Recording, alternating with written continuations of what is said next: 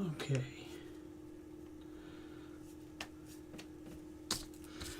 All right. First off, I hadn't thought about this. Let me get rid of this. Doop, doop, doop, doop. Checklist for videos.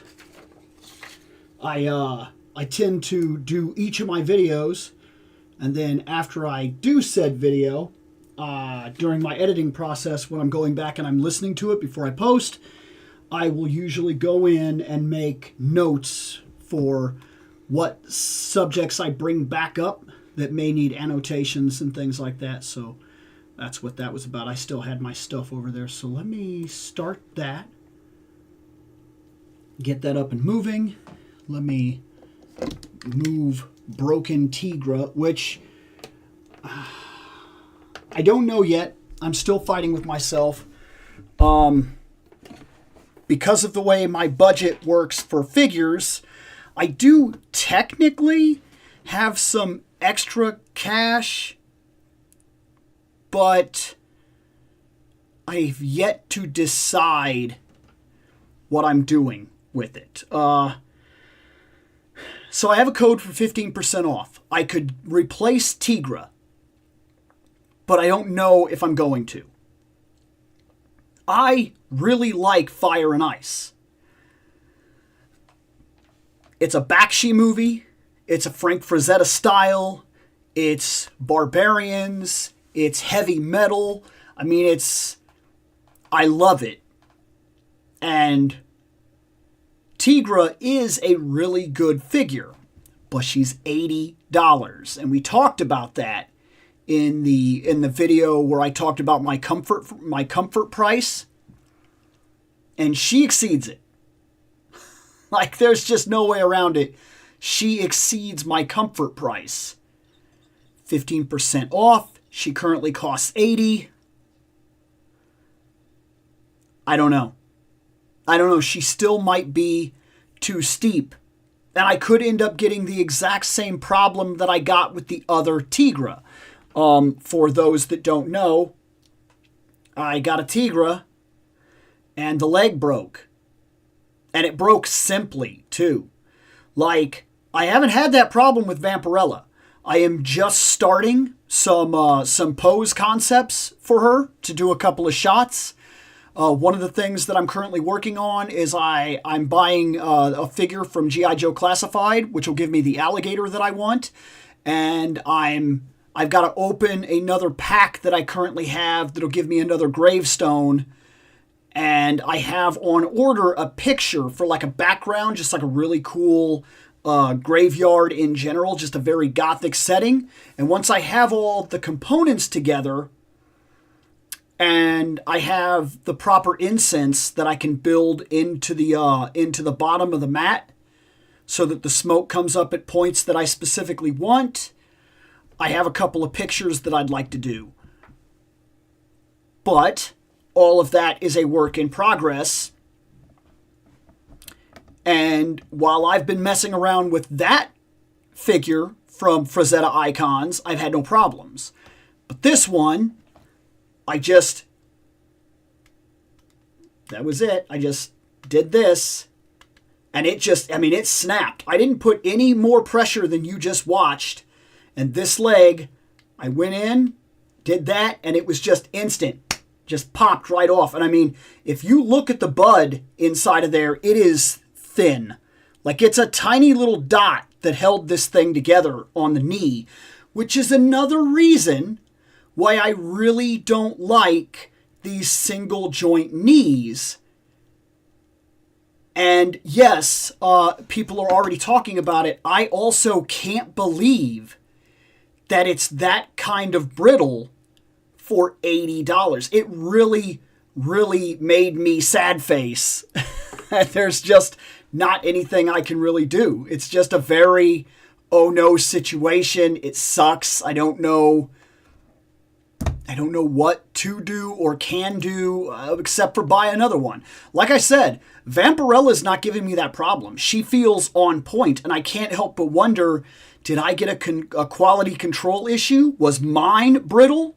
Was it just my luck, the run of plastic that I got? I don't know. Because I'm not seeing that from other collectors. I'm not seeing where people have reviewed her or are now talking about it later that Icons breaks easy or anything like that. At least not that I've come across. So if it's a thing, if it's a common thing, I am unaware of it. Interesting. Marvel Legends is actually winning for the first time in a while. Last couple of times that we've done this, we've put up the votes, and Marvel Legends hasn't got picked at all. Like, there is some stuff. 2 new items entered the collection from Marvel Legends, which will be pretty cool. Not that I could tell. No. So, like, I had her for a while. I had her, like, when they very first came out. And I never experienced any problem. I mean, that's her leg. I know that's not really coming in on the camera very well. But, like, there's no real indication of exactly what happened. I was even trying to be careful with it. I literally needed to move her I wanted to do comparable poses between her and Vampirella to showcase just how different the bodies were. And I held her at the calf, held her knee, pulled it up, and it just popped. And I was like, oh my God. And like when it happened so quickly and so easily that it shocked me. Because I mean, as you're seeing, is it just a quality control? Did I just get unlucky for one knee? Because look, you'd imagine I'd be pressing my luck here, right? Like, I don't know. But this one popped. Says on Frazetta Girls, they have limited stock. I have a 15% off. I'm fighting with myself about it. I don't know. And even if I did, I bought her back when she first came out. So if I contacted the seller, I very much doubt they would do anything for me at this point. I mean, I'm way past the point of return. That was the second figure released. I got her the day she was released. And I mean, since then, we've had a reissue animated version of Dark Wolf. We've had the Norseman, we've had Vampirella, and now we have Conan coming. And I mean, they only do one figure a wave, literally one figure a wave, and they're usually divided by 4, 5, 6 months. So like, I don't know, I'd be real surprised if they did anything for me. I think I've got really no choice but to like order another one, but $80 is a lot. It's a lot to ask for a repurchase. Even with the 15% off, it's an awful lot to ask for the repurchase because it's at 15% off the base, and then once I add the shipping and handling back in anyway, it's still $80. Like, I don't know. That's what's kept me from getting another one, even though I really, really love it. And right now, I have every single figure that Icons has released. So I'm literally 100% into the release of these figures.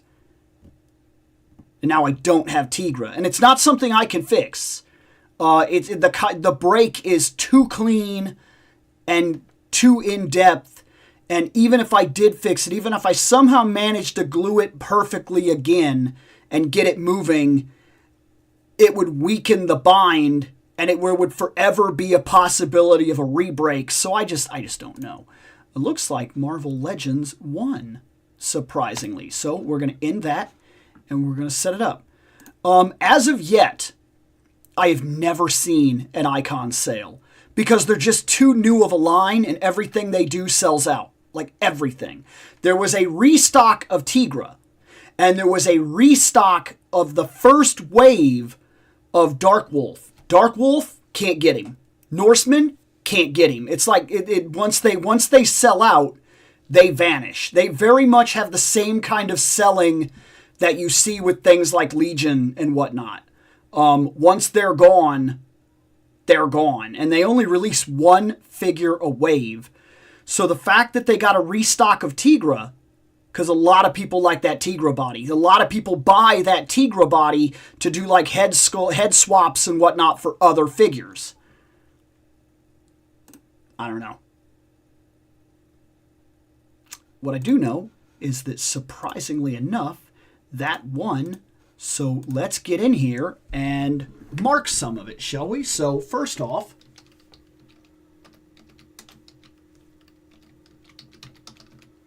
I know he's there, and I know we have her, and I think that's how you spell her name. If it's not, whatever, we'll get over it. Also, we have...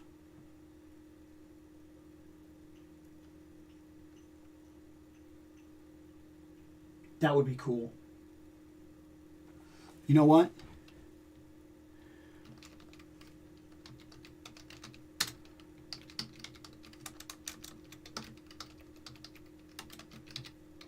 Wonder if that's going to win right off the bat, because that's a pretty big one. And then on top of that, I have...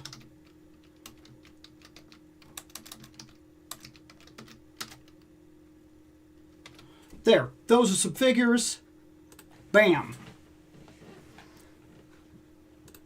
I'm really thinking about it. I don't like the idea of dropping another 80. But I know that when she goes away, she will be gone. It's not something that I see come back like that. I don't think Big Bad has them anymore. Maybe they do. I haven't paid attention in a while. I know Frazetta has a limited stock. They specifically say they have a limited stock. But even if Big Bad has her, she wouldn't be on sale. And she might be even worse than she was, because now, with everything that's been going on, you can't guess as to how they're going to hit you when the product that you order actually comes in. So if she's on any kind of pre-order or something like that, like for a wave release, that'd be a real problem. Oh, man. Man. Okay. Oh, so far. Okay. Yeah. I was surprised to find her. I found her and Cyclops at the same time. And Cyclops, I'm going to be honest, he kind of breaks my rules. I have the Cyclops I want, the two of them that I would ever care about. X-Factor is not one of them at all. Once I open that Cyclops, he will not even go on the shelf. He really won't. He'll basically be stripped down for parts. I want his Optic Blast. It's all I want. I'll use it with the 97 Cyclops or whatever I need to do. All I want is that Optic Blast. See, $89.99, but I can get her from Icons right now for $80 with a 15% off on top of that. So like, Big Bad would kind of screw me getting her again. And I've noticed that my shipping with Big Bad, they claim that they have that $4 base, but I don't know if it's just like the tax that goes on top of it or what. I've noticed that I'm often getting charged anywhere from $7 to $9, not the $4 that they claim will basically be added. But I imagine they're not adding tax until after you buy it. So that's actually what I'm getting hit with. I'm almost positive that it is the tax, and there's nothing we can really do about that. Tax is tax. What are we going to do? We're going to pay the tax. Like, there's nothing we can do about it. It is what it is.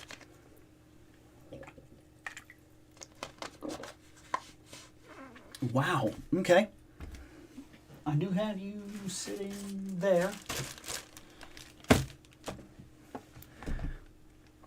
Yeah, this is one that I've wanted for a long time, actually. I've never had a Nightcrawler.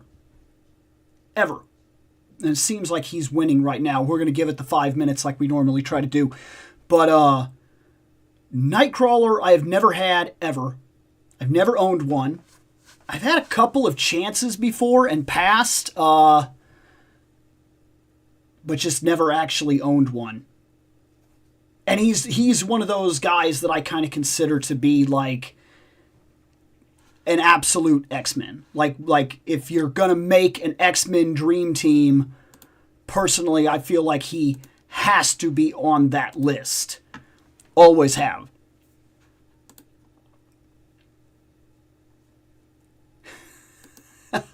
Okay, well, if that's all there is, then what we're going to do here is we're going to end the poll and we're going to open Nightcrawler, and that's fine. So, let's do it. Nightcrawler. He came in a bag.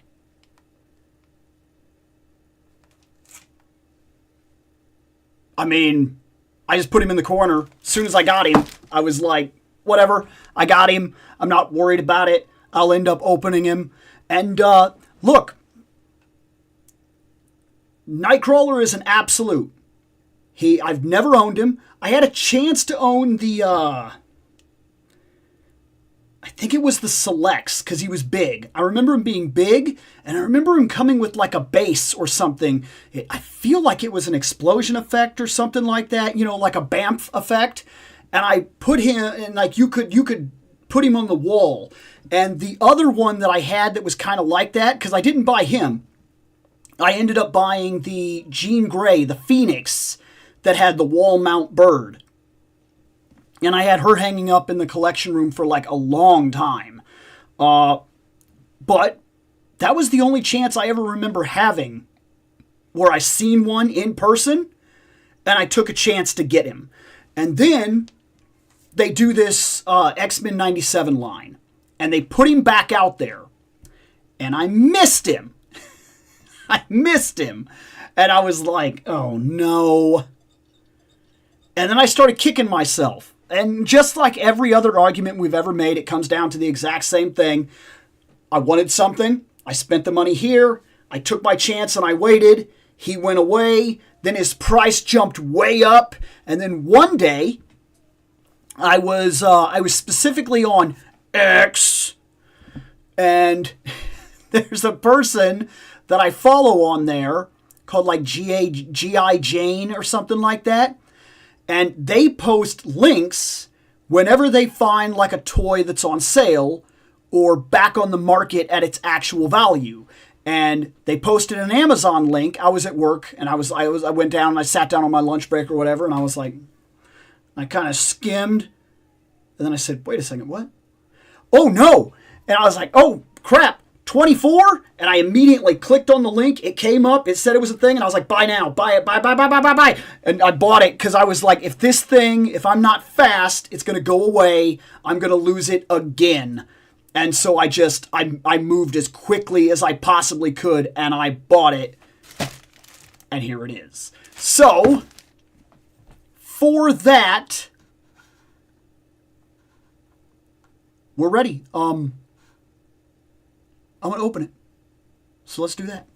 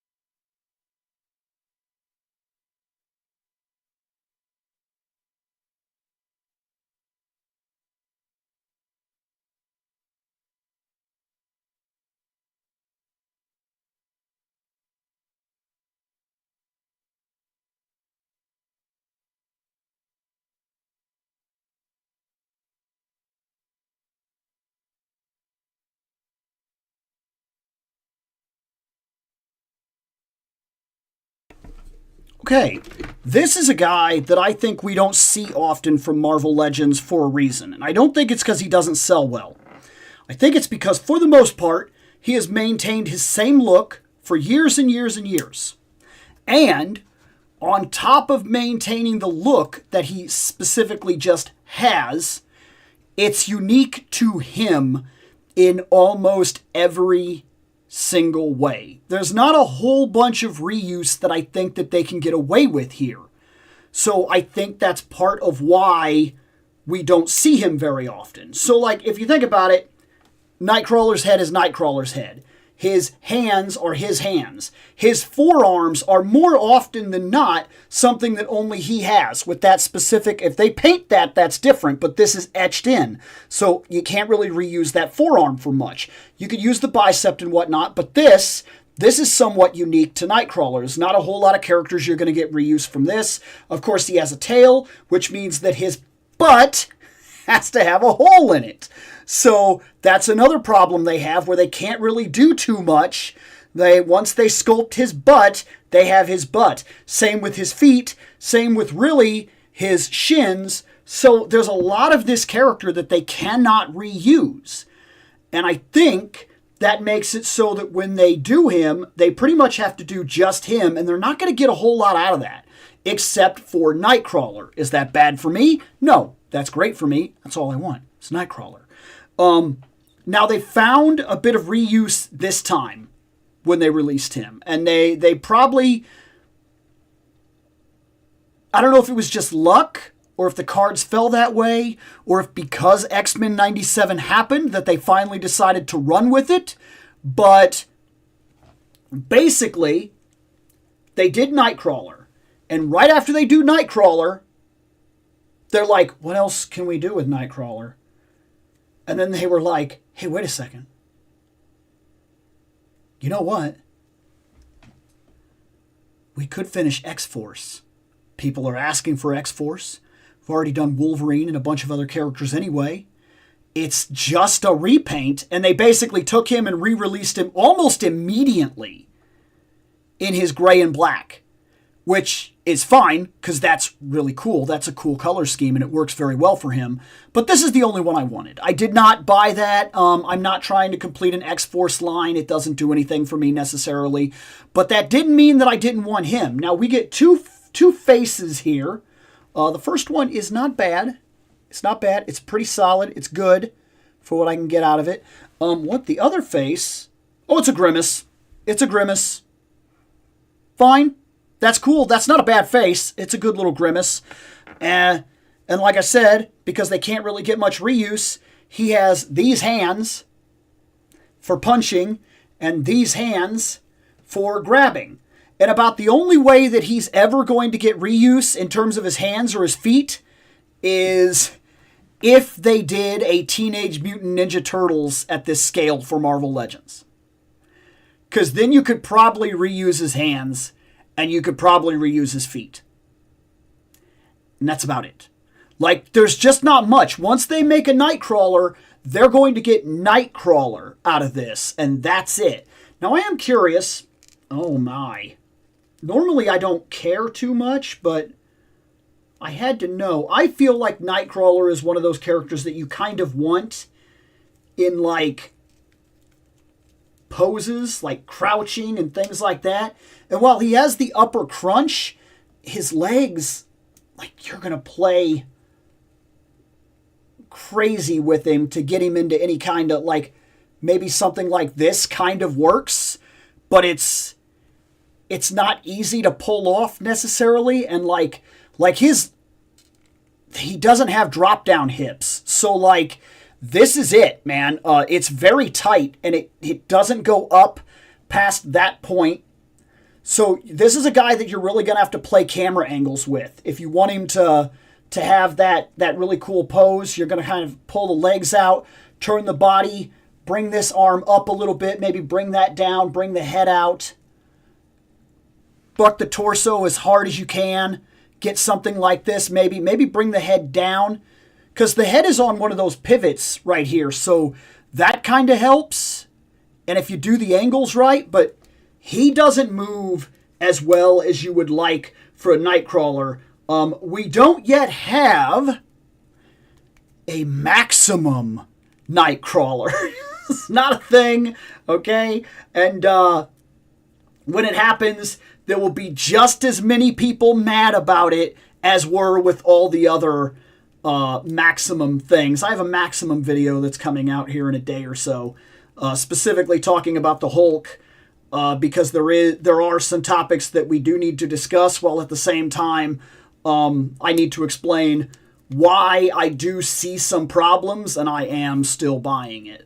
And I posted a while ago that we need to talk about the Maximum Spider-Man, but it seems like everybody's review is already out. Mine isn't even so much as on arrival notice. Like mine is taking its very much precious time reaching me. So by the time I get it, I'm positive you've already heard everything there is to hear about Maximum Spider-Man and Maximum Hulk and the Maximum line, and there won't be much that you'll need to hear from me, or maybe even want to hear from me. So I did put it out and I asked, hey, what does anybody think about this? Should I even bother with this video? And I got some responses.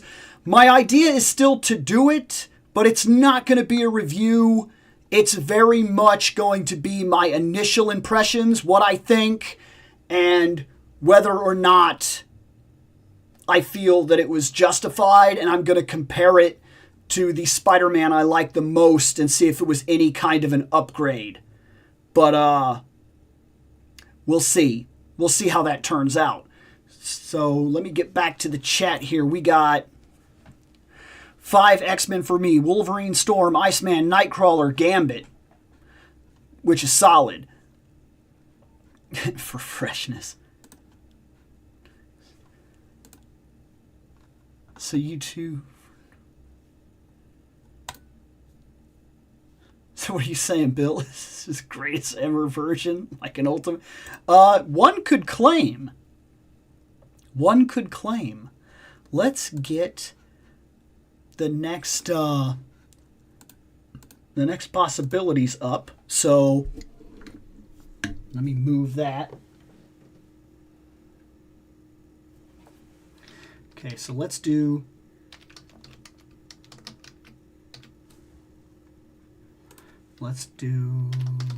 this.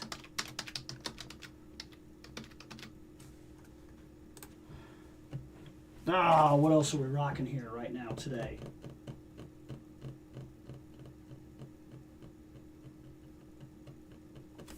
Oh, you know what? I didn't even stop to think about that.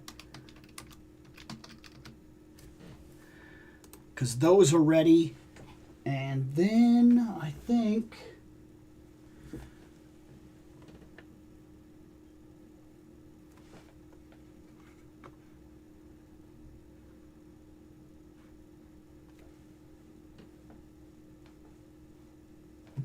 I'm thinking, because I got to toss one of these in now. So I've got that. We've already tried those. Those didn't go over. Oh,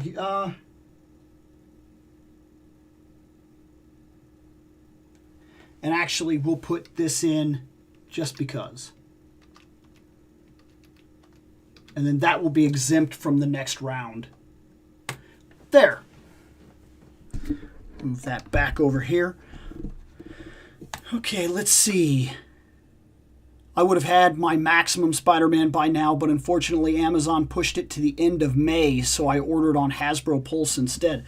I'm wondering if that's kind of what happened to a lot of them or something. Now, I ordered mine day one, like right when the pre-orders went up. I said, hey, I want it. If you're gonna say there's something here that I'm a little bit of a putz on, it is Spider-Man. Oftentimes, they can get some decent little improvements, and they can kind of get me in on another Spider-Man. He's one of my all-time favorite heroes. He just works, and oftentimes they will catch me on that. So he's one of the ones that you do see me kind of rebuy, even though for the most part I like to just have one definitive version of anything that goes up, and that's all I really want. But Spider-Man will get me sometimes, and often does.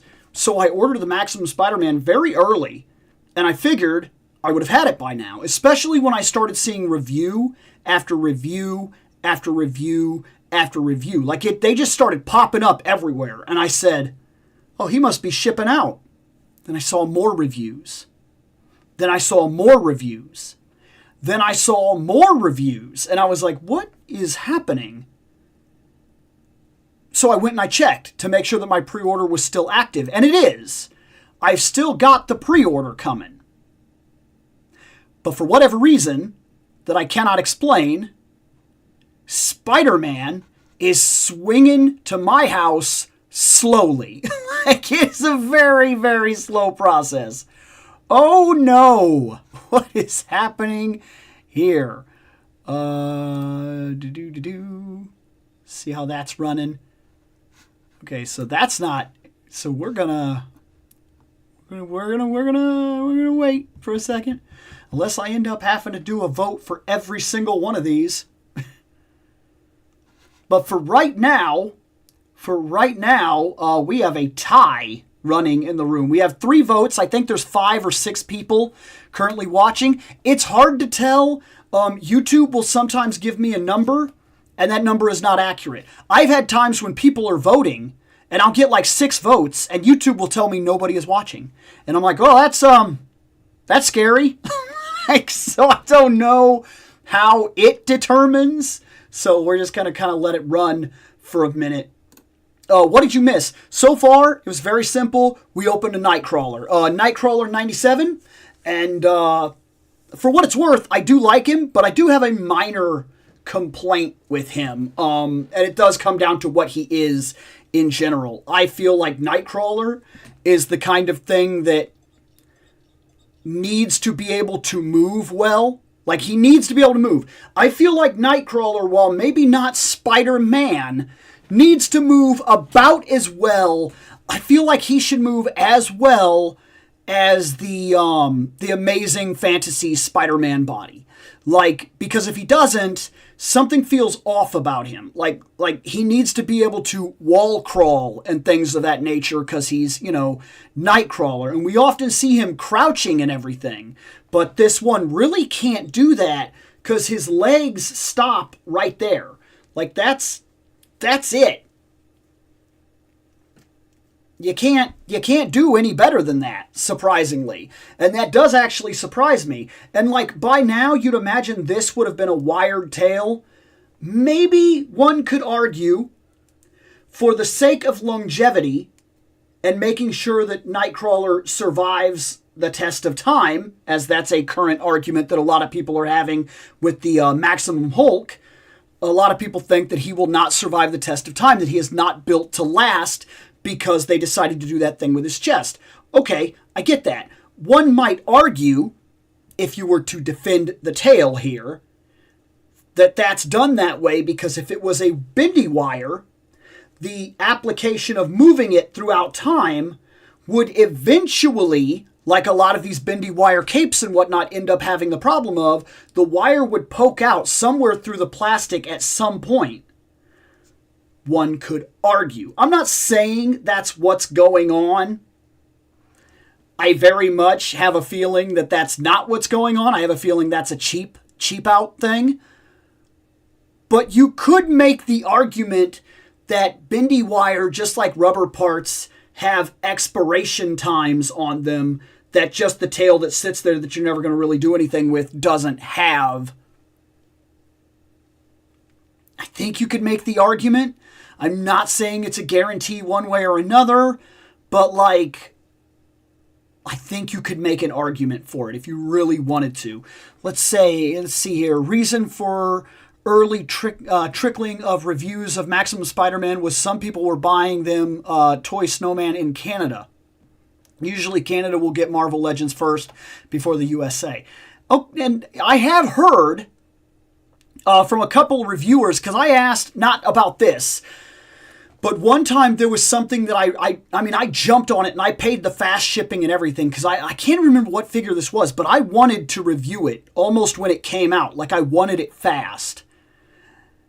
And then I started seeing reviews and I was like, I was in the first minute of orders. Like not even a joke. Like I remember sitting there on my phone being like, refresh, refresh, refresh, refresh, refresh. And then it hit and I was like, dink, dink, dink. And just automatically did like the automatic information. And before 1101 could become 1102, I had already ordered mine. And I was like, I got it. And I paid for the extra shipping. And it's going to be here soon. And it's going to be great. And I'll be one of the first reviews up. And then, no, that didn't happen. And I remember being like, how? How did other people beat me to that review? Like, is everybody paying the one night shipping thing and they just have better deliverers than me? And then I asked directly, I said, look, I'm not trying to cause a situation. I'm legitimately curious. How could you have possibly got this as early as you did? And they said that they did not buy from an American retailer.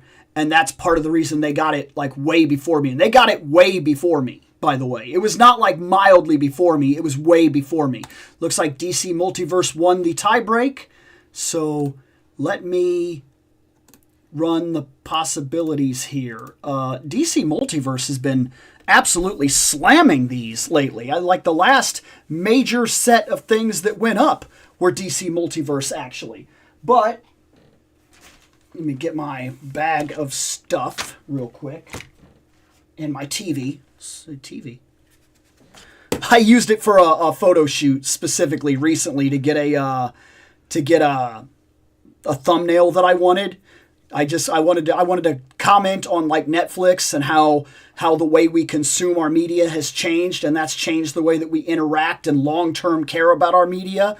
And I thought it would be cool to have like the 1960s Batman like pointing at Netflix. So like I dug this out. This is like one of those dumb little emulation things that you hook a controller into the back of it or whatever, and then it plays like NES games. And I never had a purpose for it. Like I played it once and its battery died, and I was like, oh, well, that was a fun gimmick. But now I have this little TV, and that was the first time I ever found a reason for it besides it sitting on my bookshelf. I was like, it's kind of big enough to fit with the action figures, and then I ran with that. So we could do that. So we could do, let me move this real quick so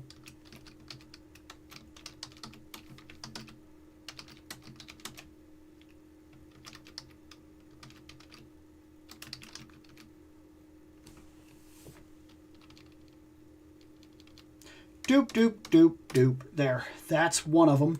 Let me move that real quick. And let me do...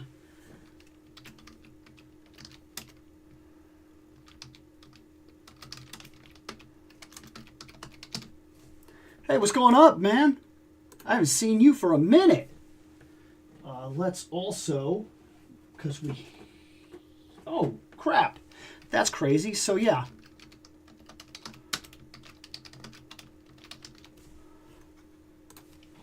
And then, oh wow, okay, so these are actually cool. This ought to be an interesting run. Bam!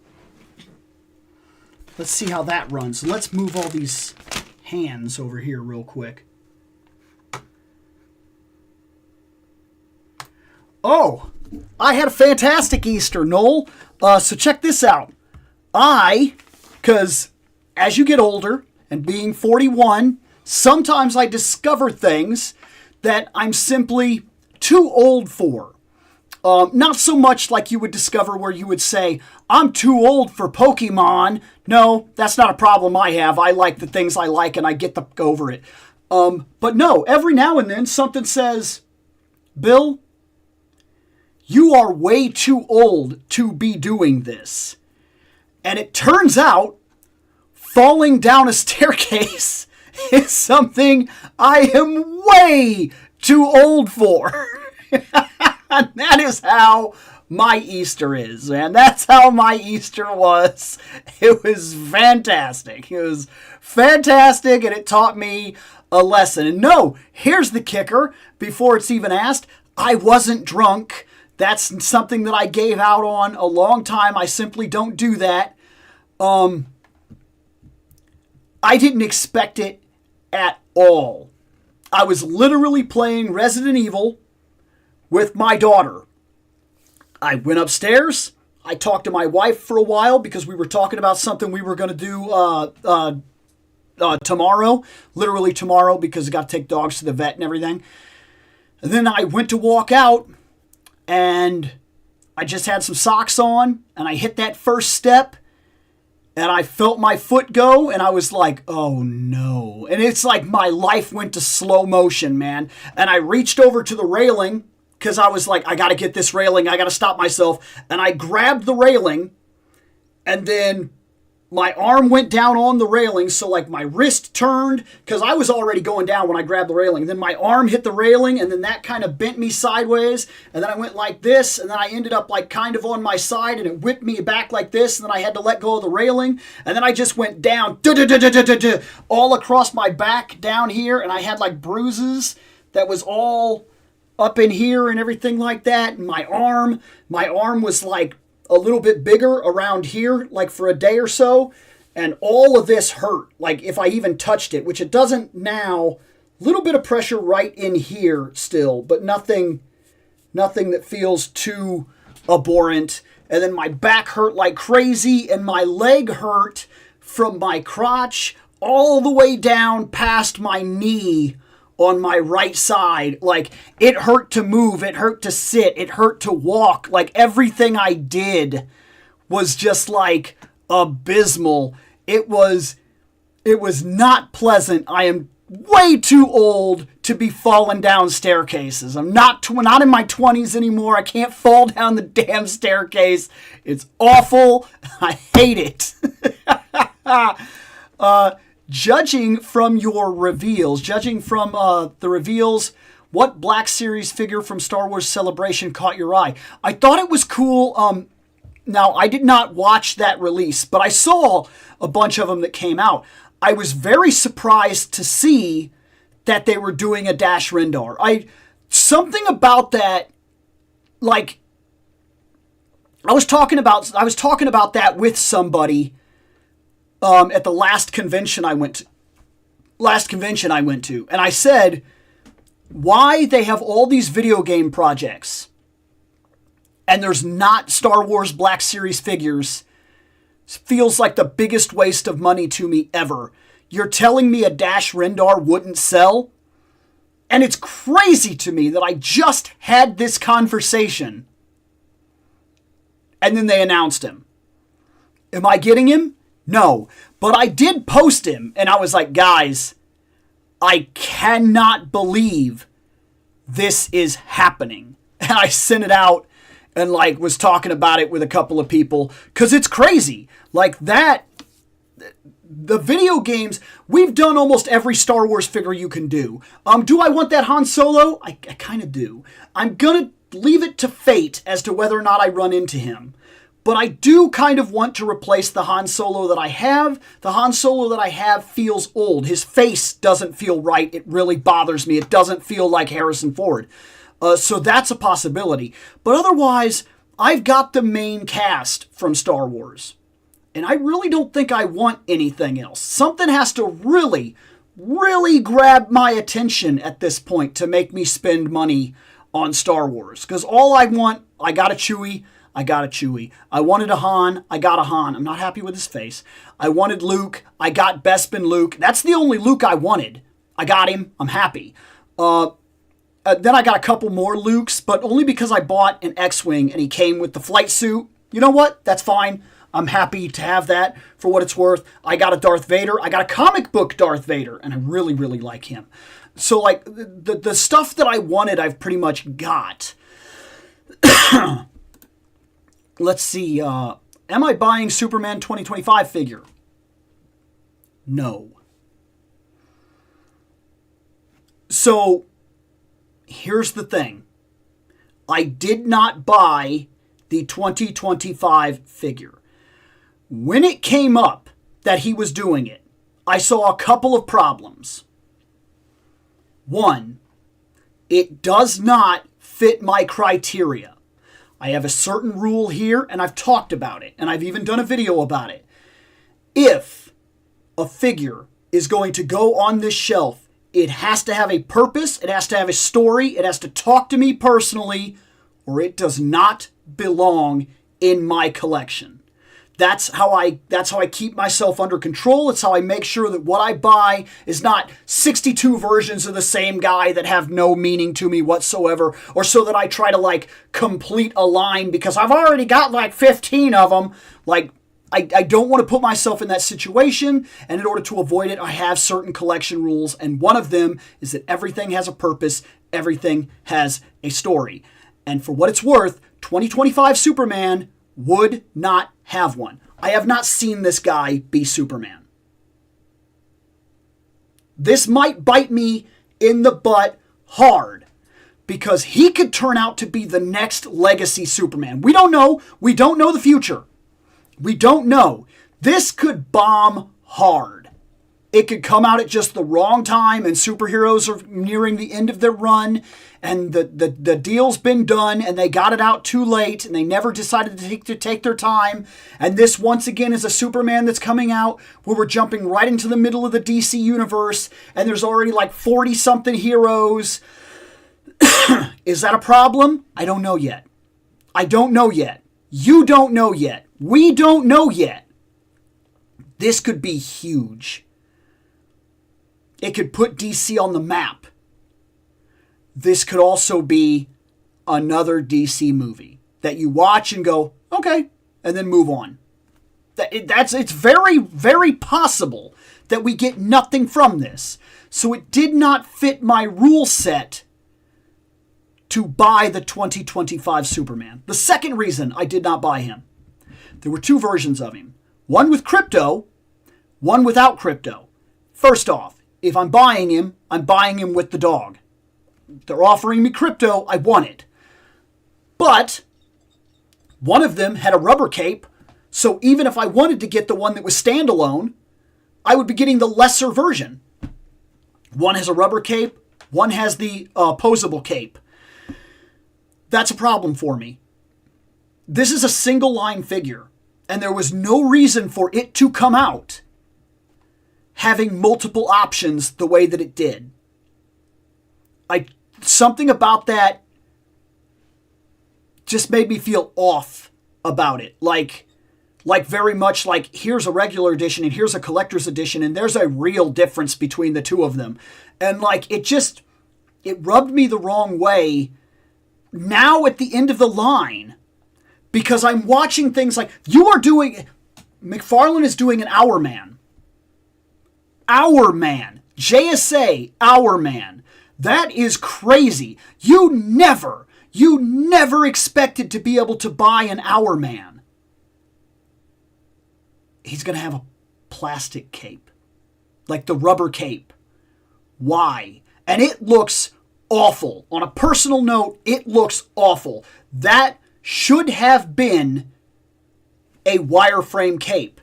Now you come out with this 2025 Superman and you purposely double back your resources to make two different versions of him. Which tells me that you can do it.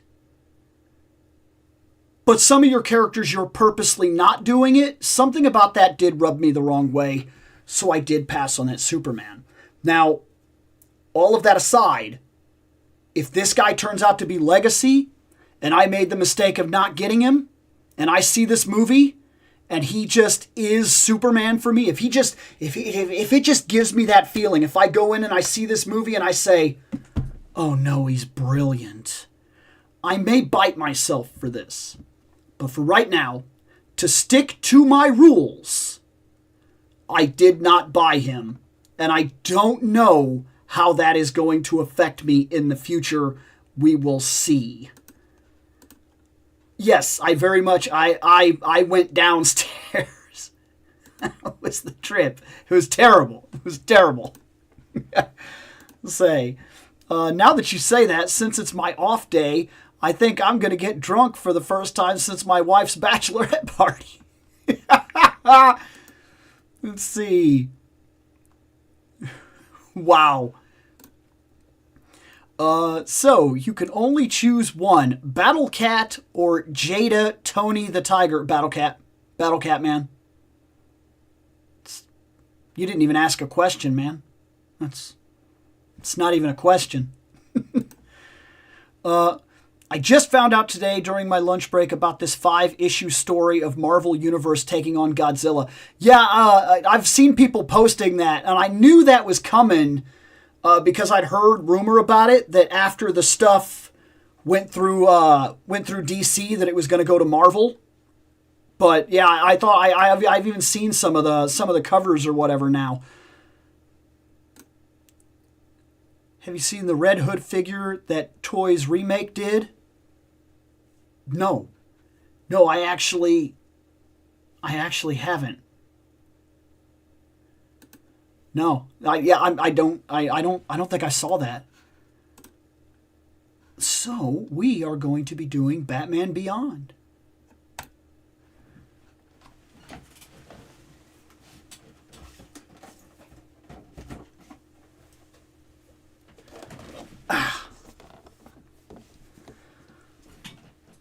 Didn't say I was fully recovered, mostly recovered.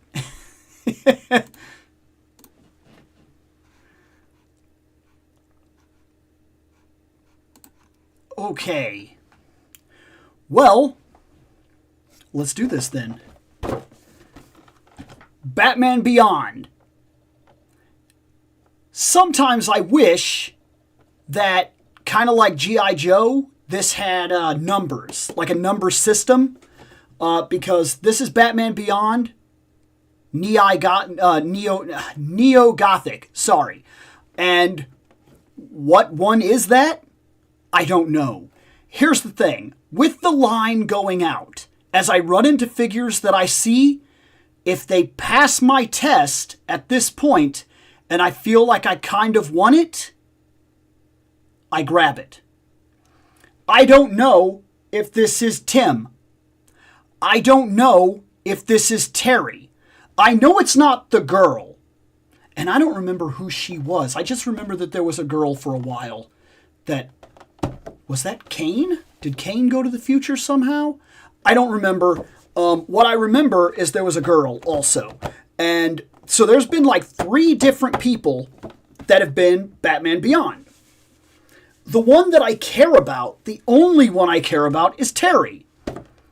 Is that him? I don't know. I have no idea.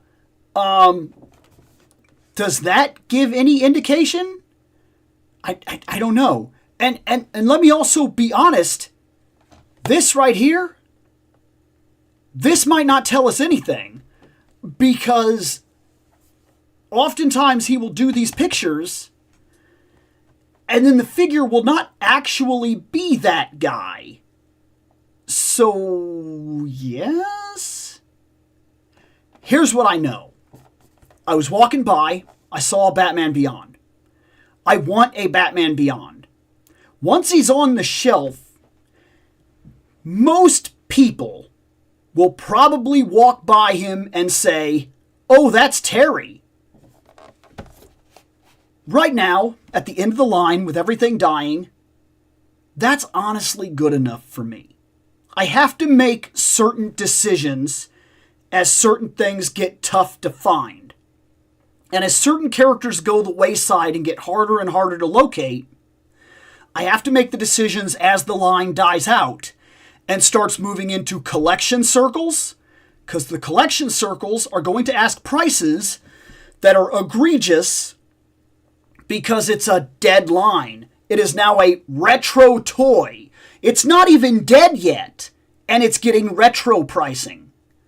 So when I come across something, if it's good enough, if it makes the cut, I get it.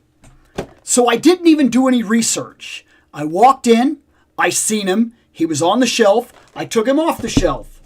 That's Batman Beyond right there.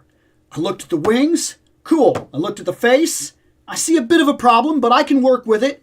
Body seems right. The bat I can live with. I see the glove. I see the stuff. I see the picture on the back. I know that there was a comic book series and an animated series, and I know that it's both kind of different. And I said to myself, he'll do. And I bought it. And it was that simple. And ironically, in the exact same place that I bought this, I saw the girl. And that's actually one of the main reasons. Not that I didn't already know that there was the girl that was Batman Beyond for a little while, because I did know, I've seen pictures of her, but I saw her and was like, oh, neat, this. And this is what I bought, because this is specifically what I wanted. Let's open it.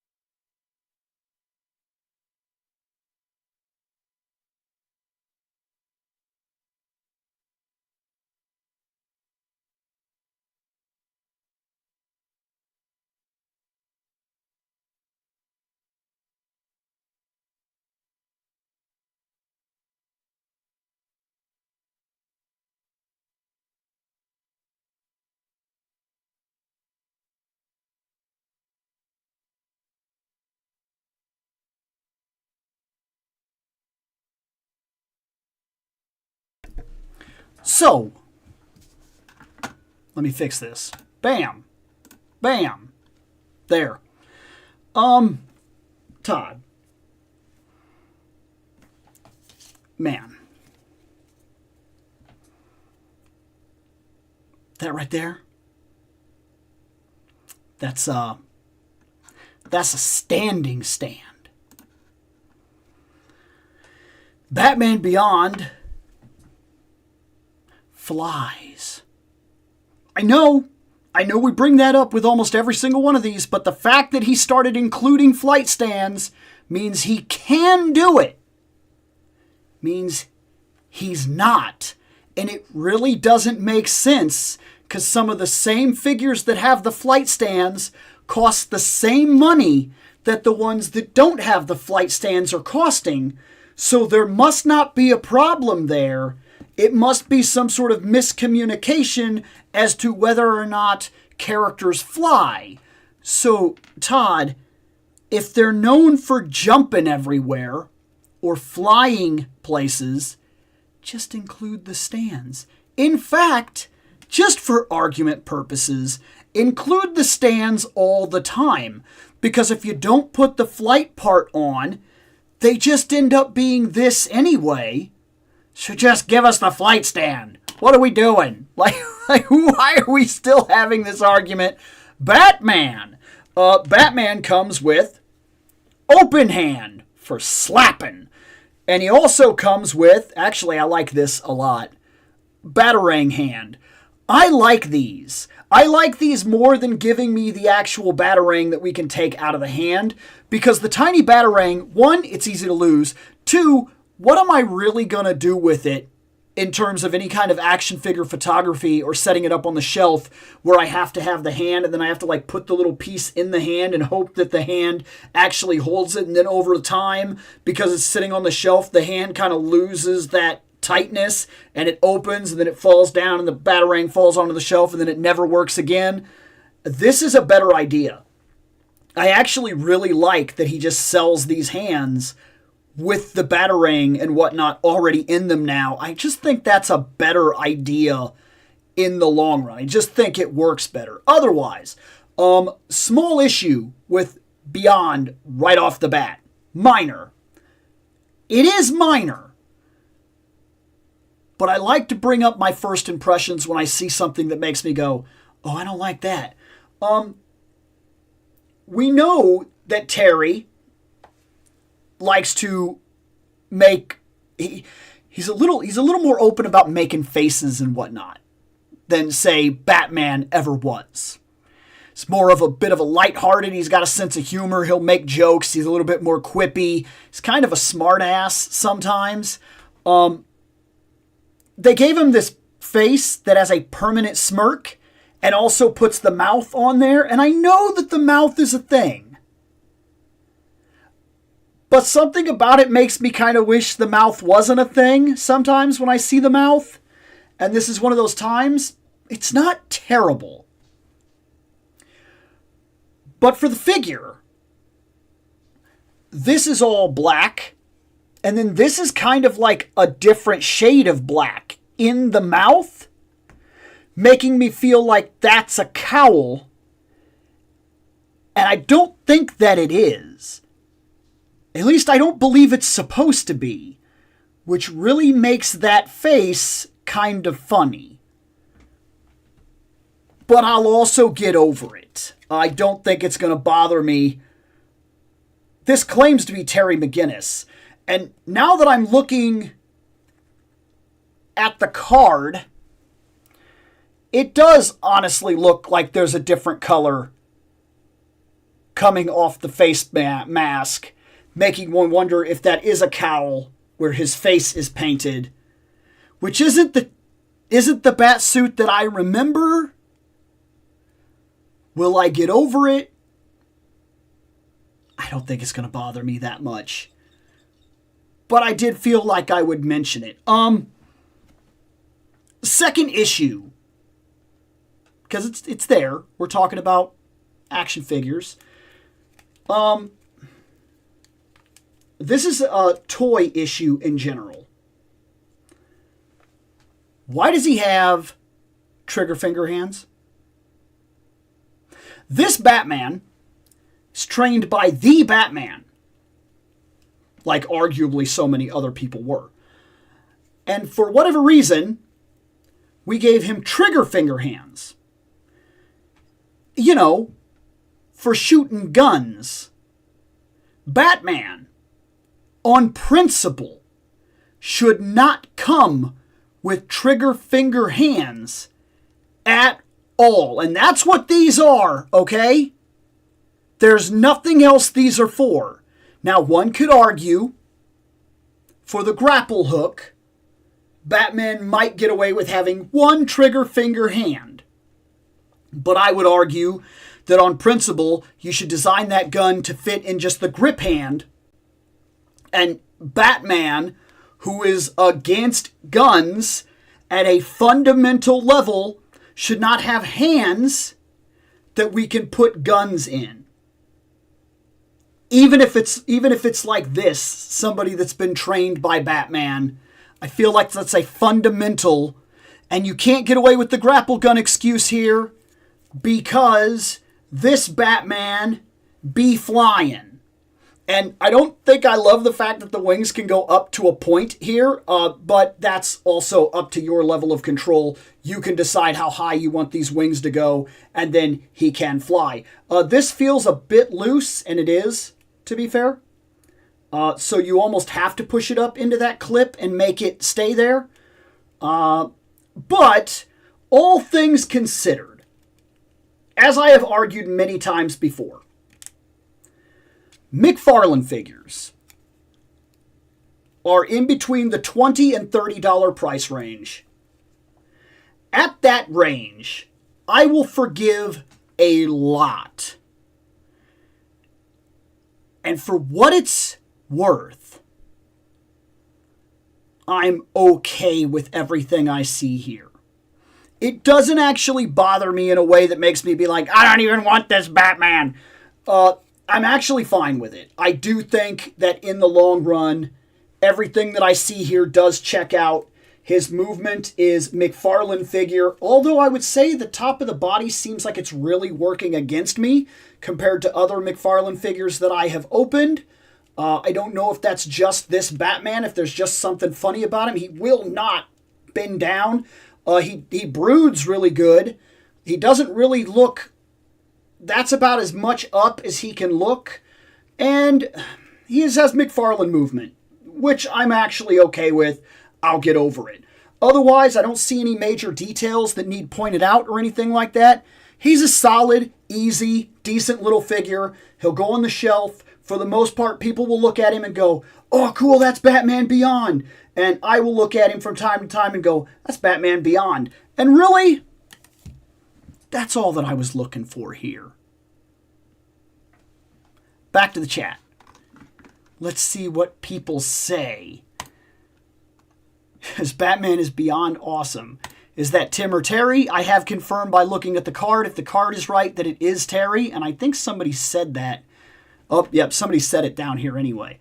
I don't know if it was Donna that was in the costume. I cannot remember, but I remember there was a girl that wore the costume. Was it Terry's girlfriend? I don't know.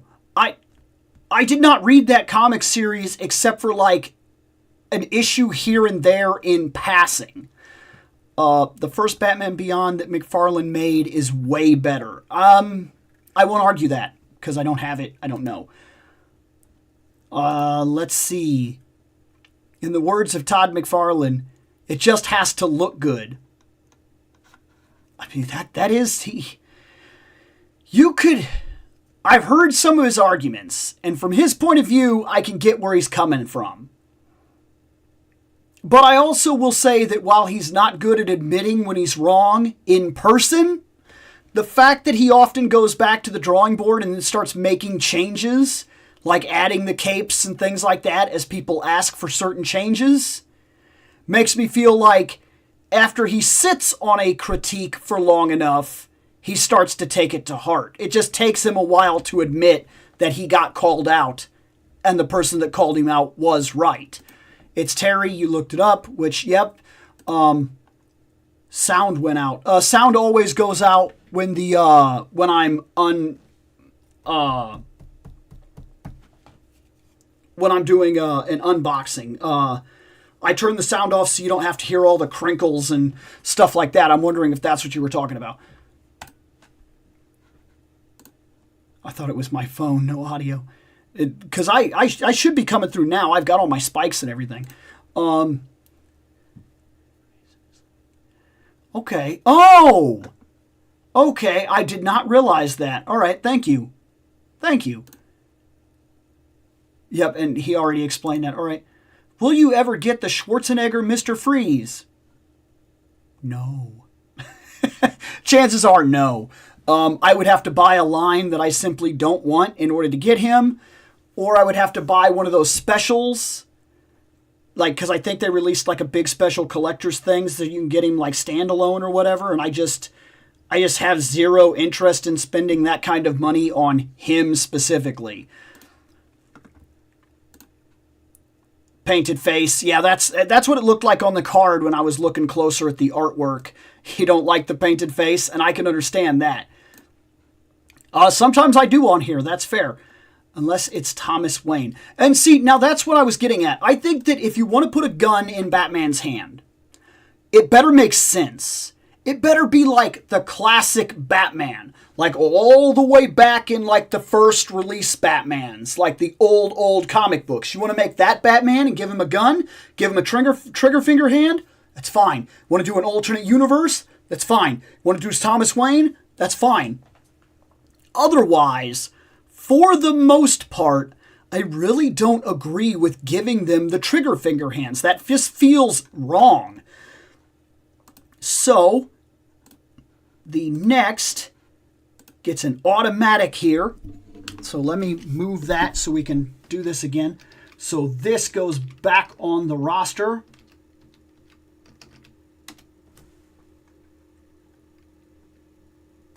And then we will put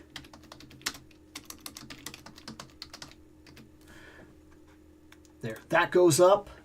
Let's do one of those. And then lastly, let's try this again. Let's just keep moving on down the line. Those are the 4 areas that are up. So far, we've done 2 figures.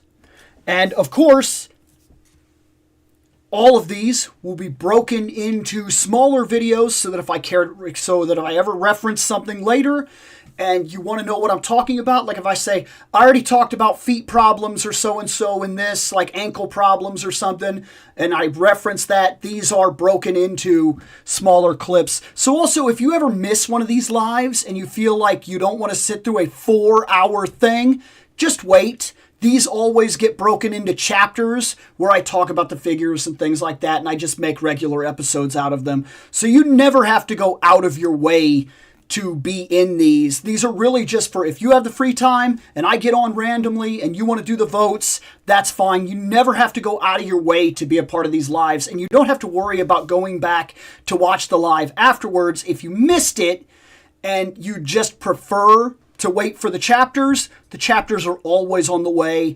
As early as tomorrow, I will already be breaking this video down for chapter stuff. Let's say, so to steer off course, did you check out the new Naked Gun trailer? I did not, but I'm already seeing a lot of conversation about it social media-wise.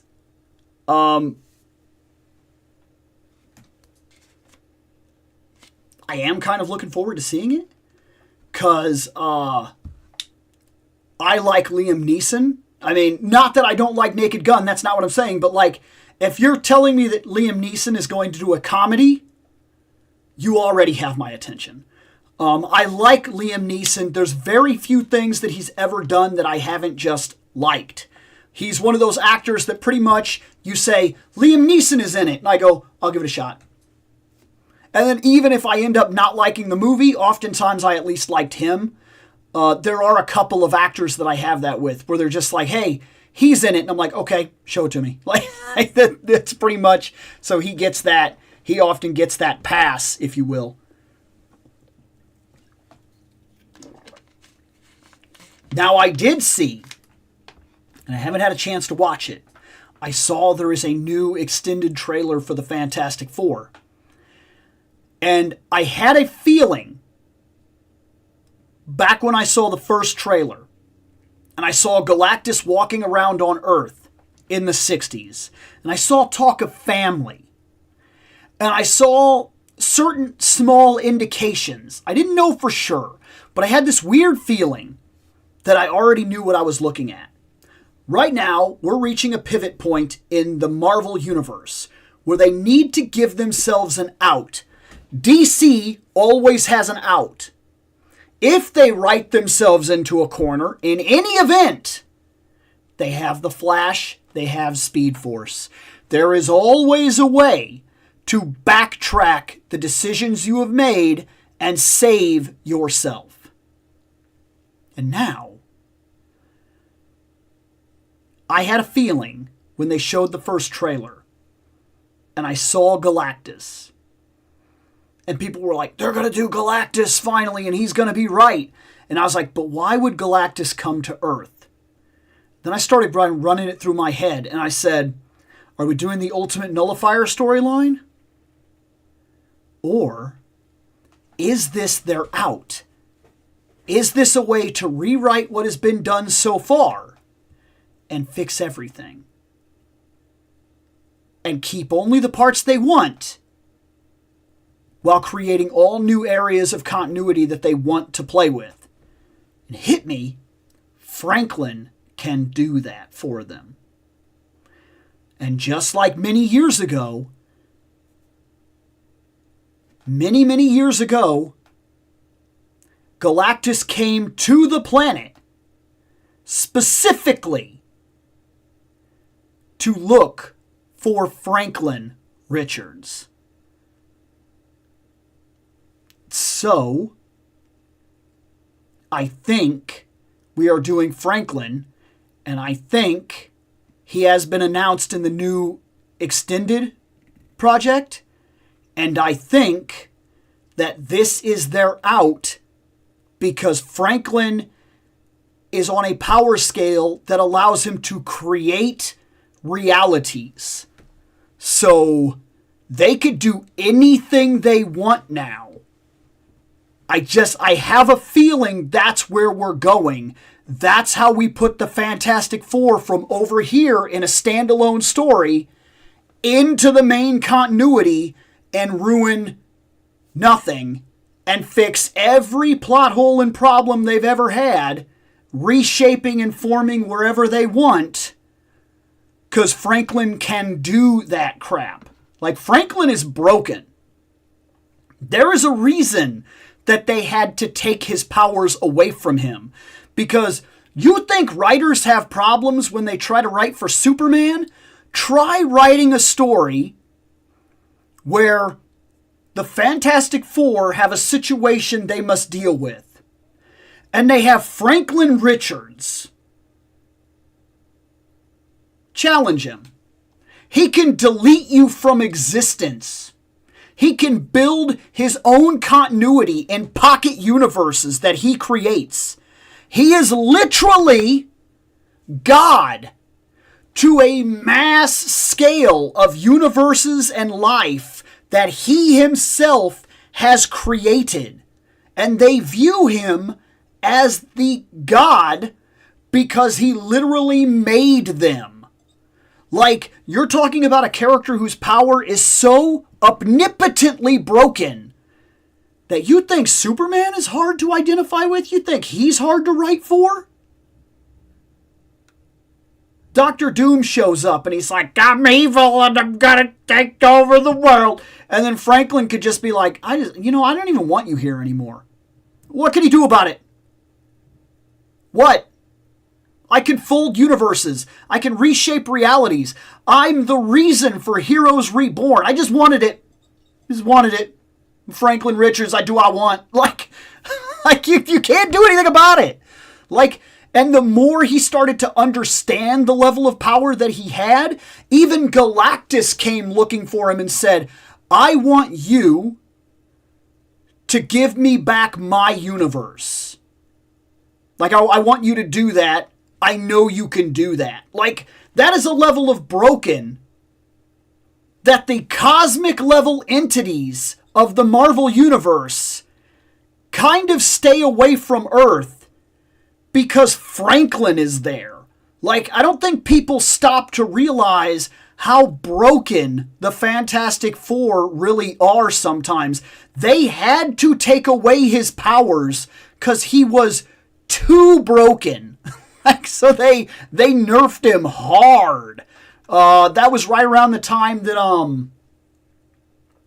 was it Dan Slott took over the books for a while? I think it was Dan Slott took over the books and they took his powers away because they were like, what am I supposed to do with this kid? Did you pre-order the 35th anniversary TMNT bundle from NECA? No.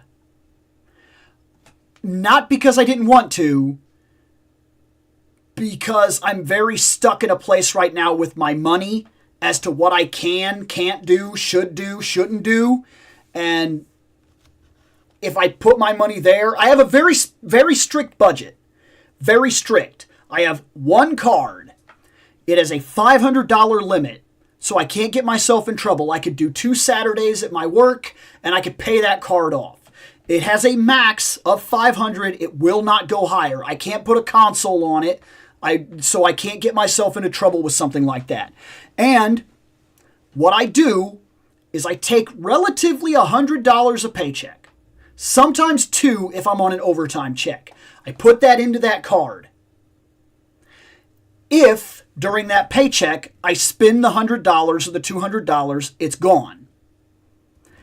If I only spend, say, 40 or 50, that money then rolls over and I put the 100 or 200 on top of that, and then I have more to play with the next time. Well, that card has been stuck leewaying in the 200 for a while now, because there's been a lot coming out that I'm like 40 here, 40 here, 40 here, 40 here. So I'm like, here's 80. Then I put the 100 on there. Then I'm like, here's 120. So like that's been happening a lot to me. And if I dip that card down to where I'm at like, oh, well, crap, I've only got 30 left on it, I will probably miss some of the stuff that's been releasing. And there's been some really cool stuff coming out lately. Like some of the pre-orders are just things I don't want to miss right now. Like Fantastic Four She-Hulk. Like, I'm not passing on that. And I can't take the chance that I use that card in 4 or 5 places and then all of a sudden don't have the money for it. So I've got the Ninja Turtles that I specifically wanted my entire life. If I have to miss other Turtles that are really cool deals, that's what happens. If I have a chance to get them, that's what happens. But for right now, I'm very Turtles content, even though I do see a lot of stuff that I want. But I'm not going to spend until I have a guaranteed leeway to do so, and then by then these figures are probably gone, so I'll never get them. But that's collecting. Did you know Me TV Tunes is going to show the old school TMNT episode soon? Let's see, sorry, but I want a male Silver Surfer. I get that, but the female Silver Surfer, that's a real character. They didn't gender swap that. They didn't like go out of line or do something that hasn't been done. That's a real character. You can look her up. So that's another thing that's kind of pointing towards kind of like areas in the continuity they're about to play with. And I think she ties into a certain spot in that too, because she's a real thing. There was a female Silver Surfer. Or rather, is she still around? I don't know if she's still around. Modern continuity, I don't know as much as I would like. But some of the old stuff, like when I was reading, I knew stuff like that. Yes, sometimes that happens. But I wouldn't say it's spoiled. You can still watch it. And I can still be very wrong as to what they're going to do. But I have this feeling that Franklin is about to play a gigantic role in the MCU. And it will be a big, big thing, whatever he is about to do. What McFarlane says about their truck heist. So here's the thing. I've worked in logistics for a long time. I mean a long time. It is possible that his trailer was stolen. It is also possible that his trailer is misplaced. Excuse me. I've done this for a very long time. A very long time. I have like 20 years in logistics. And it is in my experience that sometimes when a trailer is on a route, it may reach the destination that it's going to. Usually a destination warehouse that's going to pack it into routes. So you take it on main route, you put like 4 or 5 things on it because it's going to Atlanta or whatever. So you pack Atlanta shuttle, but you also pack in the same truck Spokane, Chicago, Ziegler, Altoona, whatever, things of that nature. You pack them all into the same truck. If this is applicable, it's not always. You drive that to an area which is going to then separate it out to different distribution lines. Maybe you're a little smaller and it's easier for you to put everything that's going that direction on one truck. You send it. It goes out there, it reaches, and then it gets unpacked into 5 or 6 other trailers. But you get there, and every bay is taken because they're behind. They don't have the workforce or something's going on. And for some reason, you cannot put that truck directly into bay. You get there and you're told, I'm sorry, you're just going to have to drop the trailer off. You drop it off in the yard. When you drop that trailer off in the yard, a sorter is supposed to come and basically mark the trailer. Sometimes trailers get lost in those yards. And they can sit there for a real amount of time, and you don't know what's happened to them. We have MUF all the time in logistics. That's material unaccounted for. And what happens is you can misplace a trailer.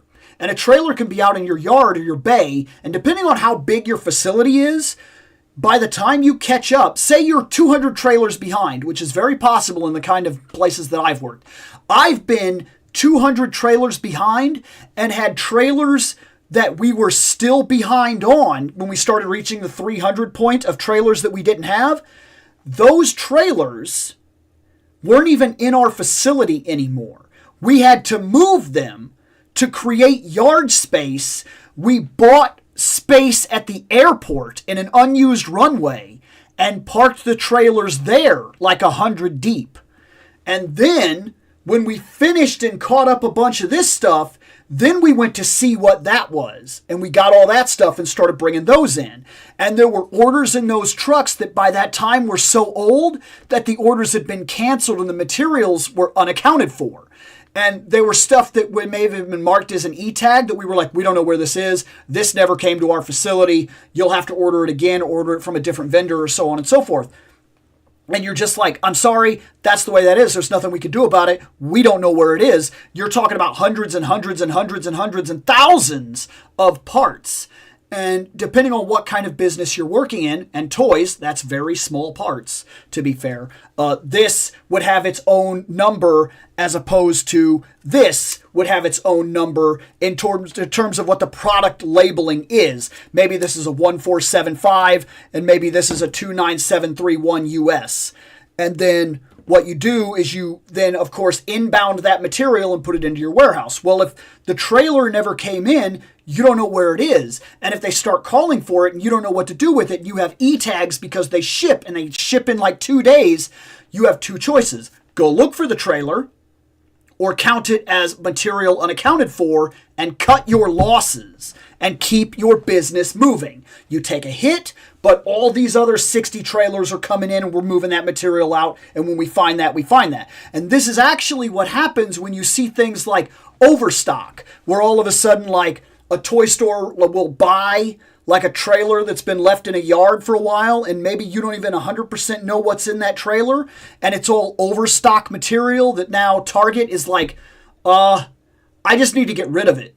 I have 2 trailers, somebody wants to buy them, and then somebody buys it and it becomes overstock material and it goes on their shelves at like a very reduced level.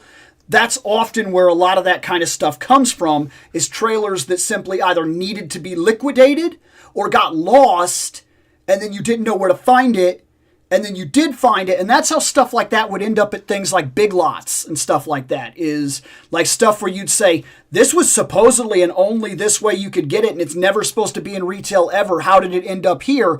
Well, it's because it got lost, then it got liquidated, then it was on a trailer, then it got bought as an overstock, and then it wound up in somebody's area, even though it was never supposed to be in retail, and now you can buy it on their shelf, and you wonder, how did that happen?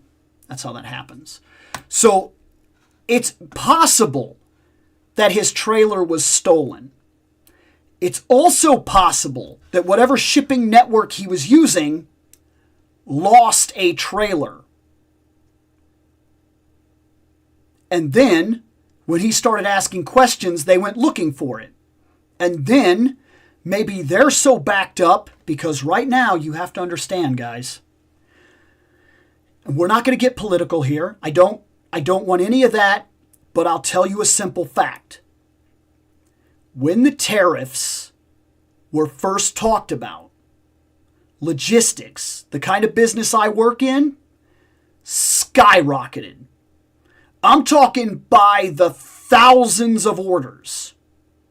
Because other areas like China, Vietnam, and so on and so forth, all these things that they needed, that they knew they were about to pay massive, massive money for, because not just tariffs on our side, but tariffs on their side. In order to beat the tariffs they knew were coming, they put in massive orders. And our businesses skyrocketed. I mean, they went up with so much work you can't even do it. and you're trying to get it, trying to get all this work done, and you're doing OT and everything like that, and you're just breaking your ass to try to do this, then you fall behind on the normal stuff.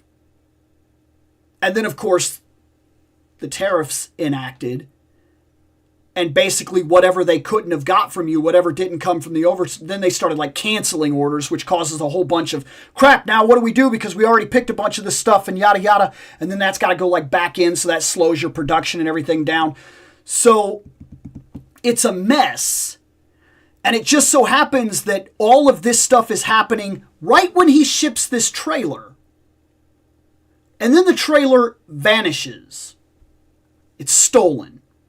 Maybe it is. Or maybe they don't know where it is. And it's going to be a while before it shows up. And then all of a sudden, maybe some of the stuff that got canceled or whatever will end up being basically re-upped, or all of a sudden it'll show up on his site like, another pre-order for Supergirl. It's hard to say what's really going on. If it was stolen, I can't imagine that's going to be hard to track down. You canceled 100 plus Supergirl orders?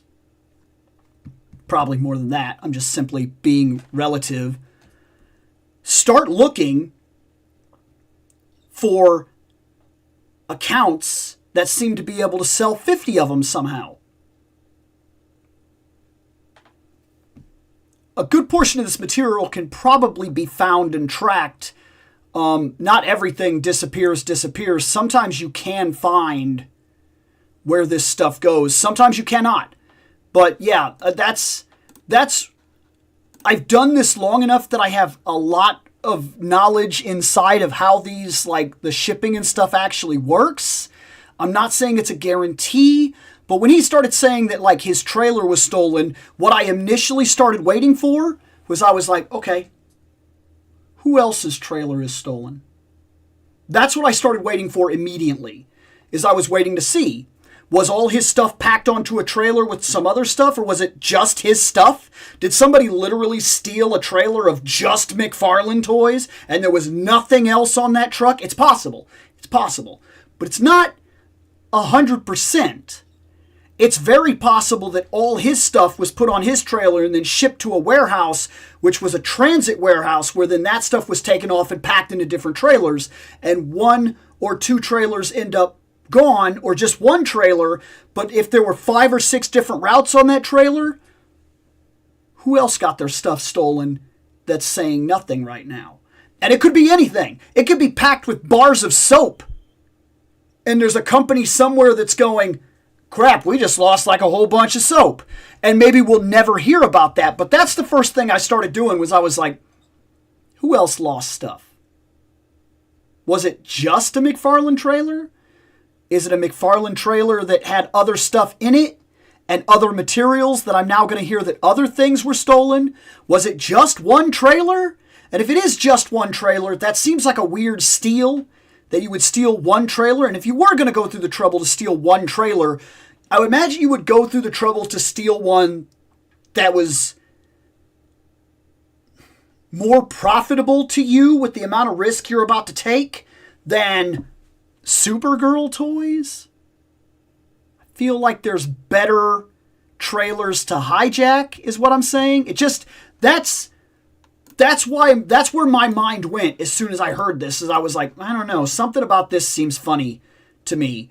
Like, I know how it works for the most part, because I worked at a lot of warehouses. Like, a lot. I've been doing warehouse work since I was like, I'm trying to remember, was I 19 or 20? I may have been 19. I'm trying to remember, because I don't think I could drink yet, legally. So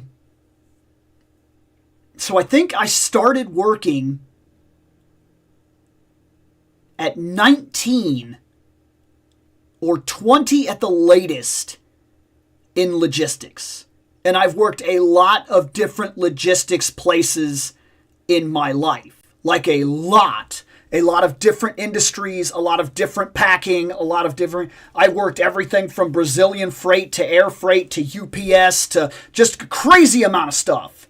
And it makes me feel like what I'm hearing, that's my mind is kind of trying to process what's really going on. And to have one trailer vanish seems funny to me with the material that it was. I feel like the material is misplaced, not stolen. And he'll find it later, and the company that finds it, he will have already claimed his insurance on it, and you will see these show up in overfreight stores. That's my thoughts on it right now. So, let's do that, because that's pretty classic and cool. Let's do...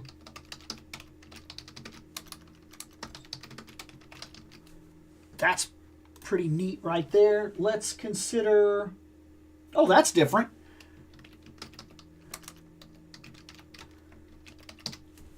And then... Oh, that'd be cool. Bam! I think I got a text. Let me check just to make sure this isn't anything important. No, it doesn't look like it's too terrible. I also got a comment on my YouTube, and I imagine it's somebody telling me, it's somebody telling me that I'm an idiot and a putz and a piece of garbage and a piece of crap. And so I did a video, and so I did a video, and the question was simple, but I knew answering this question was going to bite me hard. There was no doubt in my mind. Question came up from a buddy that I followed him for a lot of years. We've always talked about doing some projects together. We've never done it. And I think the time has passed because he's really music focused right now. And it's good. Like, some of the stuff he's doing is really, really good. But he used to do like hard video game focus. And specifically, it's Xander Scullion here on YouTube. And he does a lot of crap posting on like TikTok and whatnot. And one of the things he asked one night on TikTok was, what is a retro console you have zero desire to go back to? And I knew my answer immediately. And I knew that by answering it, every comment I was going to get would be a middle finger to me, telling me how I don't know games, how I don't understand the library, how I'm not very knowledgeable, how these games were so much better, how I'm a piece of shit. Like, I knew it was coming. But I posted the video anyways, and I said, if I had to tell you one retro console I have zero desire to go back to, it is the Dreamcast. And I knew when I said in that video, I'm going to get a lot of crap for this. Dreamcast. And every single comment that I have got on that video so far is, I don't think you know much about the Dreamcast. I think you're not knowledgeable about the library. I think you're out of your mind. Listen to this guy. And one guy, I thought he was being super negative because oftentimes that's the way this happens, is they kind of like attack you. And when I first read his thing, I thought it was very much like, I could tell right away that you don't know much about the library and da-da-da. And that's the way like I read it when I looked at his thing, and I was like, and he was like my first comment. So I put right back to him. I was like, I kind of figured this was coming. You're right. I'm a piece of garbage. I don't know nothing, blah, blah, blah. But, this was a 10-minute video. I couldn't have explained half the things you wanted me to explain and yada, yada. And he came back being like, no, misunderstood. This was not a jab. And then he kind of explained and we talked back and forth. And see, that's the thing. Texts are funny things. Because sometimes with a text, it is very hard to determine what the feeling was that was being pushed forward in a text. Was it negative? Was it Was it hardcore? Was it very much a middle finger? Sometimes it's hard to know. Sometimes people are blatantly going, look, I get where you're coming from, but I think had you spent more time with the console, you would think differently. That's a different kind of response. That's very much, look, I don't agree with you. This is why I don't agree with you. And that's fine. That's 1,000% fine. But sometimes it's hard to determine if that is the kind of response that you are getting when you do that video. And I did that video, and like even now I just saw that a new comment came in and it was very much like, Dreamcast's so good, you don't know what you're talking about thing as far as I could tell. And I'll have to go look at that comment. Maybe it wasn't, because I could only see like the first 2 lines of that comment. And if you smash the Dreamcast, man, people don't write screw you or something as your comment, or I could see it. No, they post this as their comment on every single thing. Every one of them is basically just very angry. And I get it. We're all passionate about certain things. We all got things that we love, that we don't back down, and we feel defensive when like the thing that we loved from our childhood or something like that is bombed. Okay? And I have a couple of these different things where they come up and I go, not for me. And then people go, no, it's because you're a piece of shit. It happens. It happens. So I don't really take offense to it, but it is, I knew that video was going to get comments, and I knew most every comment I got was going to be a bunch of angriness. I agree, Dreamcast is not the console I go back and play on. And then, apparently these fanboys don't understand that the entire library from the Dreamcast, aside from a handful of games, were ported to other systems, so their library argument is BS. And yeah, see, that's the way I kind of felt about it. But then people started reaming me about the D-pad and how they weren't better ports, because if you go and play the port, there's this thing missing and this doesn't work right, and so infrastructure and all these different rudimentary, tiny arguments that I have for my nerd comments. I get it. I get that when you want to defend a thing, you will dig deep to find the reason that somebody is wrong about that thing. I do. I understand it. I've done it. We're fans here. We defend the things that we like, okay? We have stupid fan rage. It is a thing, okay? I'm completely aware because I've been that guy. I try as hard as I possibly can to never be a gatekeeper and to never crap on somebody for liking something I don't like. I try. It doesn't happen very often. Every now and then I find myself being that guy and I'm like, I gotta step back. And I reevaluate myself. And sometimes I do have to be the guy that goes, okay, Seth, I was wrong. Those turtles are awesome. I had to, every now and then you got to do it, okay? You got to reevaluate and you got to say, I was defensive because I like a thing. I saw a thing. I reacted a certain way. You tried to explain it. And I was like, rip, rip, rip, rip, rip, rip, rip. So I get it, okay? We've all been there. But like, man, that video is getting traction and it's getting comments, and almost every one of them is telling me that, like, I just don't know the library, and the D-pad was better, and the controller isn't bad. I just suck at life, I guess, because, look, I'm sorry. Here's the thing. The Dreamcast made me feel a certain way. And that's the end of it. I don't care that you can burn discs. I don't care that you can pirate stuff easily. I don't care that there was the 2 games that, like, were so good that were never ported, that were part of your childhood. No. I agree that Turtles 3 is far. Yeah, you know what? Yes, you're 1,000%. No, I'm on board with you on this one. I'm not even gonna. I don't have the ability to argue with you on that one. You are 1,000% right. And pyramids are still utterly fantastic. I will defend that one. I don't care. I love it. So yeah, every now and then we get these things that make us go, this is how I feel. And like, I get having one or two games on a system that never got ported that are like lost gems to you because you grew up with them and you liked them. Like one guy quoted like Sonic Adventures and how it was better on the Dreamcast because reasons. And I was like, okay. And that's all I got. Because, and I tried to explain to the first guy, and I did. We had a real conversation.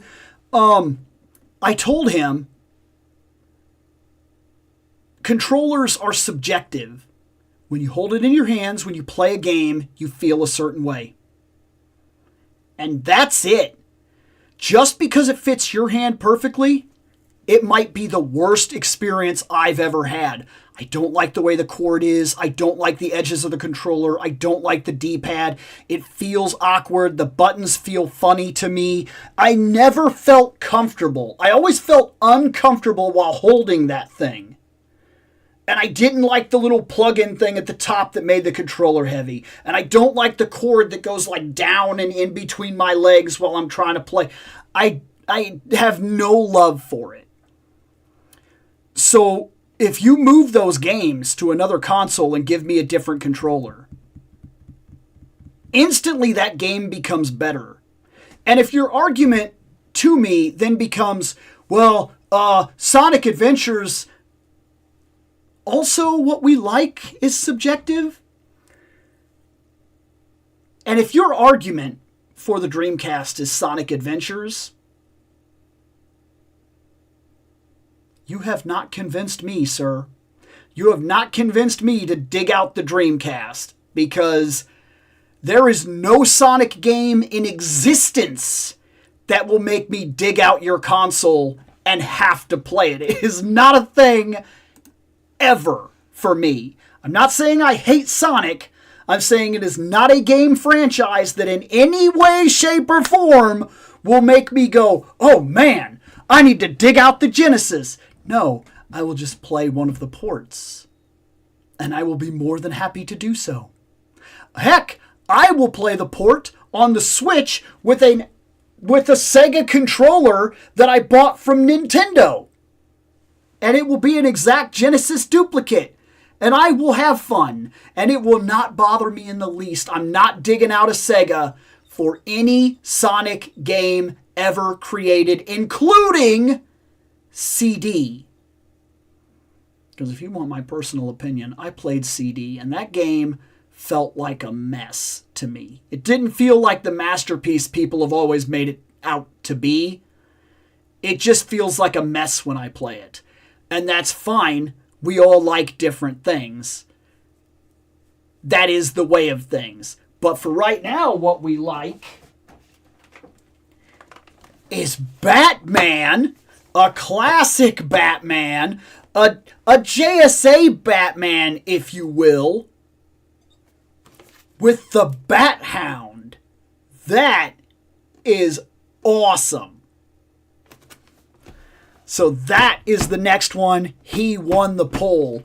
Got to dig out Genesis for Sonic 3, Sonic plus Sonic and Knuckles, only so you could get the whole story of the game.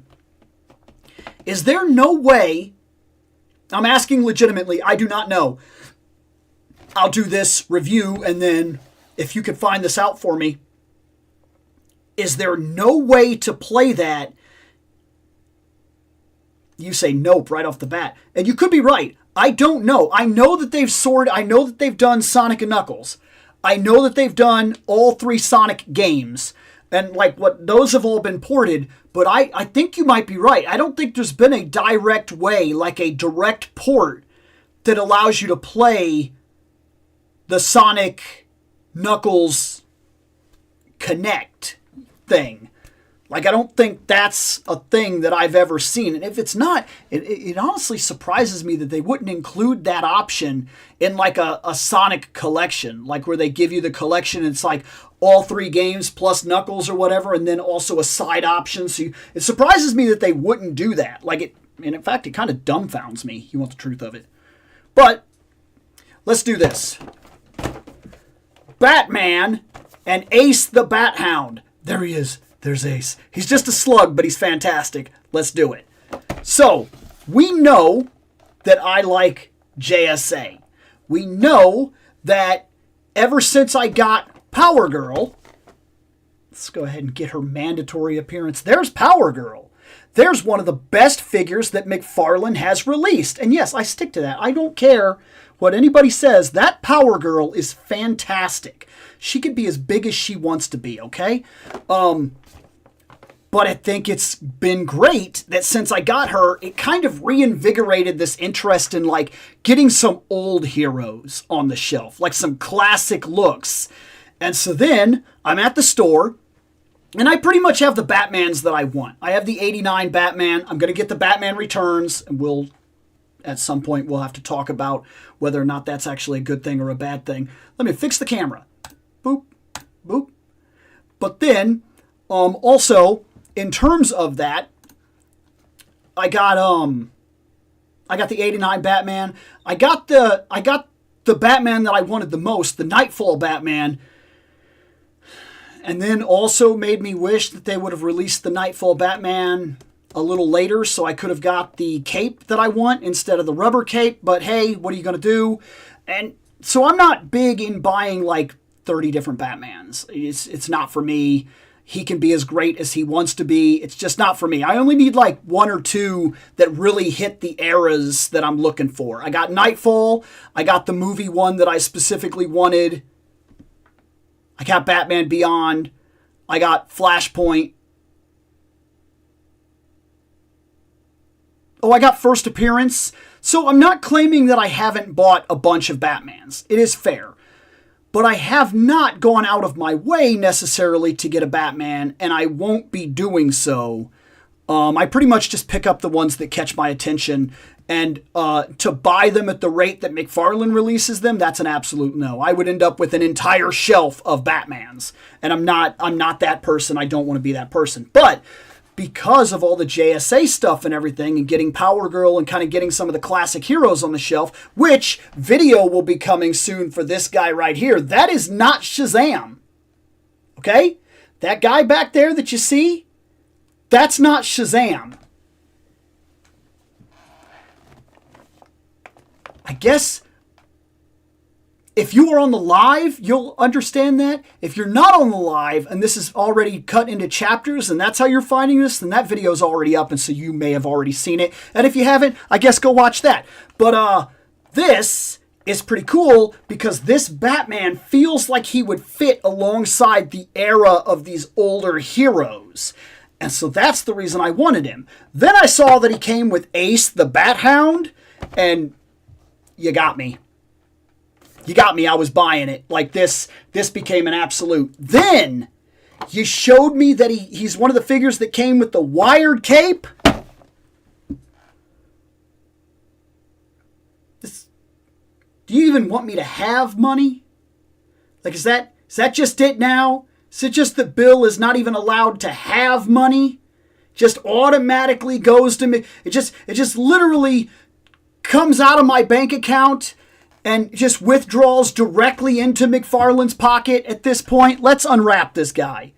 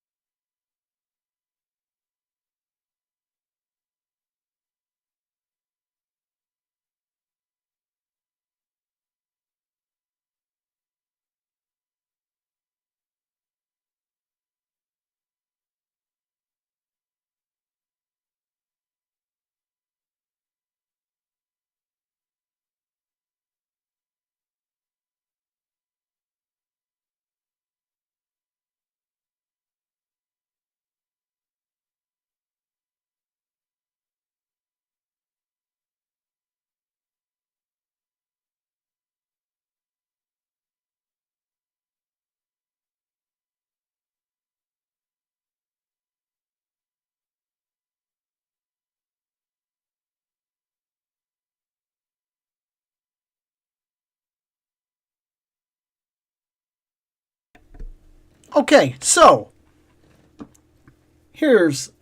let's go ahead and do this now, shall we? Batman comes with tiger claw hands. That's what I'm guessing is going on here. And then he comes with just grip fist hands. Remember that argument that we just had, that Batman should not come with trigger finger hands? Good. Good. These are correct. These will be okay. These are not. And, of course, fists for when a 1940s Batman has to punch somebody. But you be careful about who you think you're going to punch in the 40s Batman, because there is a set of hands that you are simply not going to cross with, because they will find you. All right, buddy? I'm just letting you know this ahead of time, Batman. You don't want to mess with some of the hands that come out of the DCU, DC in general, because some of those hands belong to Wildcat. All right, buddy? So, this, and I very much expected this, this is basically a very solid Nightfall-esque Batman body. I'm not going to claim to know exactly what body this is, but a lot of this feels like the Nightfall body, and they just kind of painted it different. And you know what? That's all they had to do, and they changed the head. And as bad as that is, because it's very much us just buying the same figure over and over and over again, hey, man, when it works, it works. When you made one of the best bucks of your entire line, we expected that buck to get reused over and over and over and over and over again. That is not a surprise. It does not shock us in the least. But because of that, that's a fine Batman. That's a good symbol. I like this. The little, like, normally I don't like this, but I kind of like that they got the lighting effect here. Normally I'm very much against this. And had it been across the whole figure, I would have been very against it. I do not like cell shading on my figures, because these figures exist in the 3D plane of the real world. And funny thing about them is when I turn them, the light will hit them and reflect off of them in a 3D realistic way, because they're already right here in 3D interacting with the light. I don't need you to paint the light structure onto the figure. I really do not like that. It's not something that I'm a fan of in any way whatsoever. I've seen very fantastic figures that I automatically go, I don't want it. I don't want it. I saw that. I don't want it. So, that's him though. That's 1940s. He's got the decent, he's kind of got, it's almost odd to see it nowadays, but he's kind of got like a bit of a smirk. But hey, that was the time. We do have that huge cape, and we talked about this in the 1980s, the 80s Batman one, that if you really wanted him to do that full-on, like, extended, you could have just done the wires a little bit differently and created that effect right here. But this is basically the cape that we got with first appearance. And of course we have wireframes, so if you want him to like come from the sky and everything like that, and you want that kind of effect where he's coming down at an angle or something like that for whatever reason, you can easily get that. I'm not very posing right now. It's not my best pose that I've ever done. I've done some pretty good posing here and there. I won't call myself perfect about it, but I feel like I'm practiced at the very least. But the only thing I'll say is that this is like that nylon material. For some people, this is going to be a turnoff. And normally, for me, the nylon material would be a turnoff for a Batman figure. I don't normally like that nylon material. It's not something that I'm very happy with. But for the Batman he is, just an old Batman, 1940s old Batman, I don't think that bothers me. This could also be a 50s. Hard for me to place exactly where this Batman is from. Does it say what they claim this is from? Oh, my second guess was right. This is the 1950s Batman. By the card. By the admittance of the card, which we all know is not always 100% accurate, but if I take it at face value, then my second guess when I kind of looked at him again and said maybe this is 50s, it claims that this is 50s. I can buy that. That doesn't bother me. I could put him into the 40s and 50s era easily, and it will not bug me. It will not make me go, oh, I don't know about that. I think it works. And I think that because of that, the era that this is coming from, the cape doesn't bother me because we're talking about a brighter Silver Age, fun, goofy comic book stories era, and it works for me in that aspect alone. And then the only other thing to talk about, really, for that Batman is to say that he came with Ace the Bat Hound. And that's a pretty cool dog. Now, there is one problem with the dog. It scales well. That's not the issue. It's gonna be the Bat Dog. But it's a slug. There's nothing here. It's very much just one of those dinosaur toys that you got when you were a little kid where they just pop it out the machine, think, minimal paint, and then they give it to you. It's a slug. The paint is done well enough that, like, the plastic and everything here, I'm not saying there's a wash, I'm saying the plastic is good enough that the sculpt is so good that the light kind of plays shadows and makes it look like you got a really solidly painted piece, even though you don't necessarily. But there's enough paint separation here with the eyes and the teeth and whatnot and the inside of the mouth that I buy it. I kind of wish they would have painted that right there, that little emblem, and then it probably would have been near perfect. Aside from the fact that it can't move. This is what you'll always have. So if you're going to do a photograph with it, it's this. And it's going to be up to you to play with the photo angles to make this work. But I think that you won't have too much trouble doing so. It's a solid piece. And last, I guess, to call out, he does come with a Batarang, and we just actually discussed this with the Batman Beyond. Personally, I like these more when they come with a hand that is designed, that just, this is like already baked into the actual hand. Because with this, you're going to have to like put it in his hand and kind of make him hold it. And while you can do it, it's always kind of flimsy. It's never quite right. Like,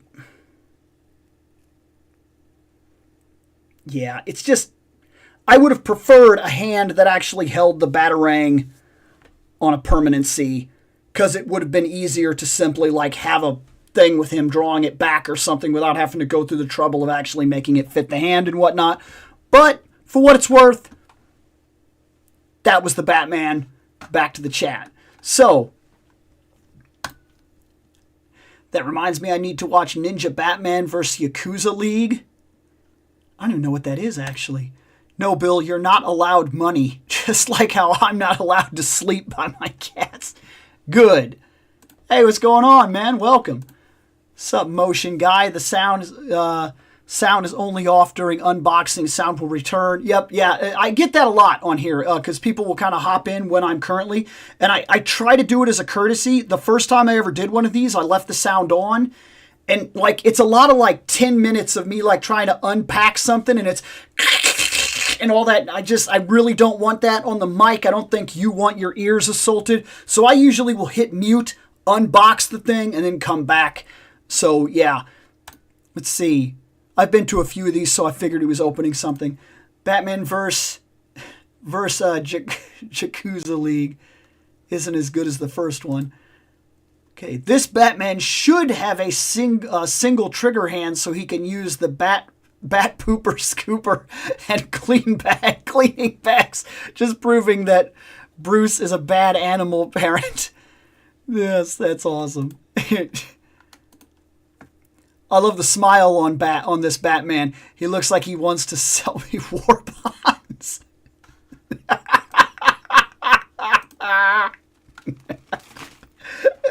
To sell me war bonds. Oh my God. That was good. I enjoyed that. That was fun right there. Sell me war bonds. Okay. So, let's see. What do we do next? Let's put... Oh, that's wrong. There, that's good. Let me move this. Go over here for a second. Next, we could try...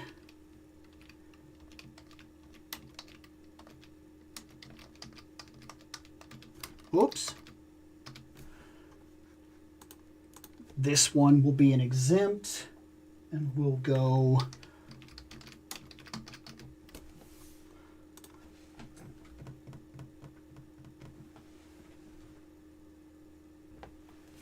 And why not?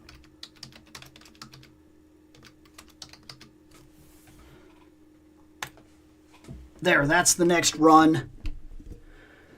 This time we are excluding, at least for one vote, we have to exclude.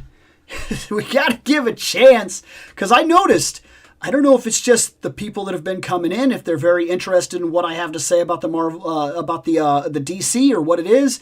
But the DC wins a lot of these polls. So when DC wins one or two in a row, I've kind of got to a point where I've got to kind of drop them out of the thing for at least one thing, because I don't want my videos to all be nothing but DC. I don't mind it, and it's not like I haven't accumulated, but believe it or not, we are starting to run low on DC. They are finally starting to phase a bit.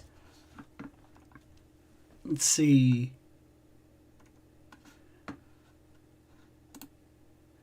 Okay, to pre-order Fantastic Four She-Hulk, not to pre-order Fantastic Four She-Hulk, that is the question for me. No. No, it's not. The answer is 2. That's the answer. 2. Because, and I get that, in all honesty. It almost sucks that you would buy her, and this is very blatantly a repaint. It is, I mean, it's got the different head, it's got a couple different hands, it's got the barbells, but let's break it down realistically. It is a blatant repaint of the exact same figure we already got. So, like, I get that. Night, man. I very much get the idea of what you're saying. You're like, crap, I already bought it. Like, and then also, some people are still waiting on the purple costume. They're not waiting on the Fantastic Four one. And like this body, if this is any indication, if we already got double She-Hulks back to back, basically. I mean, I know they're not exactly back to back, but they were pretty close in terms of release. It feels like, and maybe it's just because time flies, it feels like we just got the best She-Hulk we ever got. And that was immediately followed by, hey, let's do the Fantastic Four gear. And now you imagine that will immediately be followed by the purple suit, right? Like, it's they basically gave themselves a print money She-Hulk. Like, there's not a lot that they need to do with her in terms of just repainting. And as I've argued, and I know Legends will not do this, I would have to do this. I have considered buying 2 so that I can paint her green.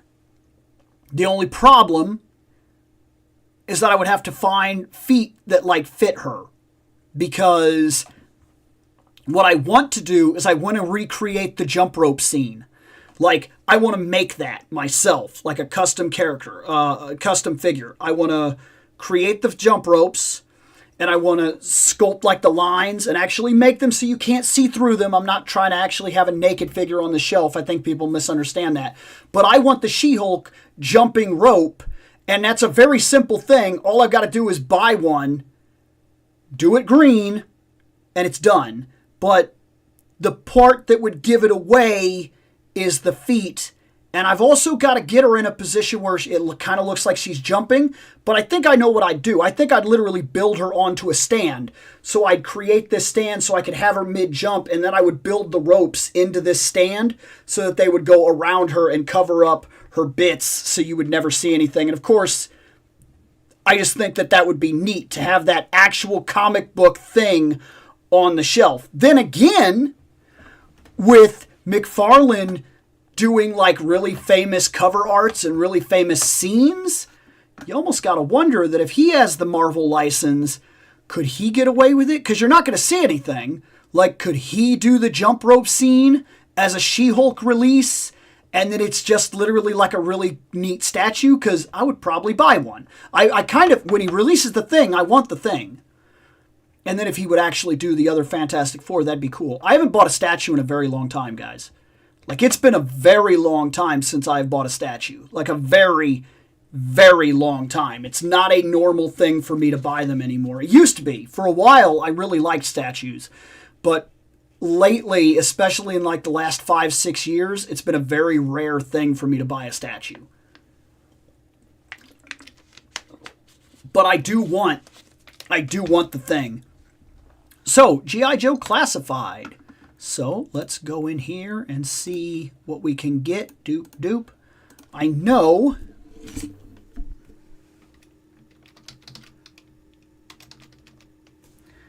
that's a thing. What else do I have sitting over here? What are you? Oh, okay. Yeah, that's fine.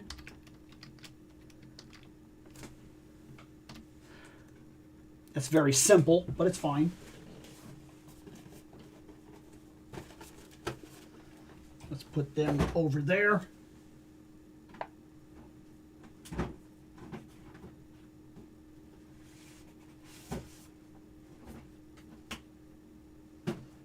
That might be cool.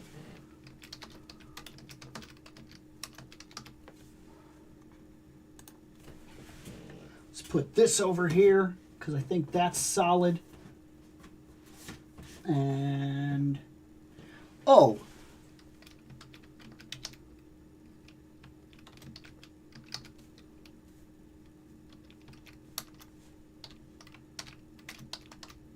they have to be open together if we end up doing them. So there we go.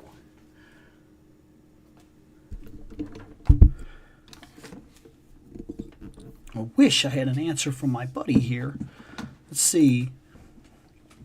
If Todd does the Jack Kirby cover with the thing on it, it says, "This man, this monster," I might buy that. That would be pretty cool. Yeah. No, absolutely. I do want that thing, though. I've seen the... I think that for the price point he's putting out, those are good statues. Like, they're good, solid statues. I'm kind of really interested in the thing just because it'd be cool to have a thing statue, but also because hopefully if the thing sells, maybe that's a trigger to Todd to go ahead and get on the ball to release all the Fantastic Four. So then hopefully I would be able to get, like, they would release an Invisible Girl, they would release a Mr. Fantastic, they would release a Human Torch and whatnot, and I would be able to get the whole set, and that'd be cool to have the original team standing on the shelf. Let's see, it would depend if we were talking about mid-2000s Todd. Yeah, I could definitely see it now. Not saying he wouldn't, but he's less risky than he was back then. Kind of fair. Kind of fair. Wow. That I wasn't expected. I just kind of saw him as a grunt. And we're not completely there yet. There's a chance that more votes could hit. Well, I don't know. Let me see. What does it claim right now? Oh, maybe not. By the claim, we've only got 3 people currently hanging out, so this might end up being what it is. But I did not expect Bat to basically already be running the numbers like that. Because to me, he just kind of looks like a basic grunt. Looks cool, but looks like a basic grunt. So I just kind of expected that some of the others would hit harder. Not that I complain at any rate, though, because he does look cool. Let's see here. Doop, doop. Okay, that's running. Let me put a post real quick. Ba-ba-ba-ba. Up.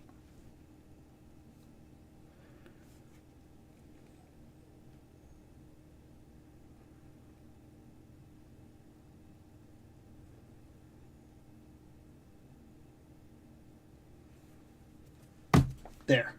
See how that goes. Oh, that's weird. Why did that come up? It came up like it was, because I knew that was already there, and then it came up again as if it was a new post. Have we really only been through 3 figures so far? Sometimes these go really fast, and then sometimes we get to talking about subjects and whatnot, and it actually doesn't go as fast as you would think it would go. Let me check one more time on this screen.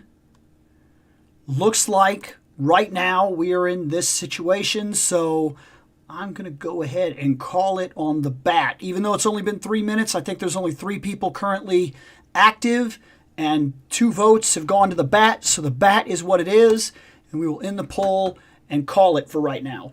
And, oh, it's right down here. Is this guy it? No. He's 41. Yeah. So, G.I. Joe, Bat. This is cool.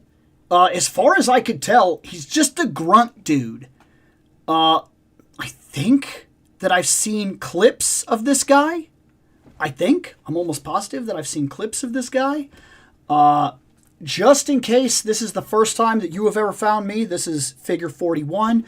And I got this from the Overstock, an Overstock toy store, specifically the Overstock toy store, and I only paid $15 for him. Because, as we talked about earlier in the live, he was part of a trailer buy, and because of that, when you buy something like that in mass bulk, stuff that's either considered to be liquidated stock or something of that sort, you could sell them at fantastic prices. You find something in one of these Overstock stores, man, and you can really get awesome deals. Like, it's worth going out of your way to find stores that do that.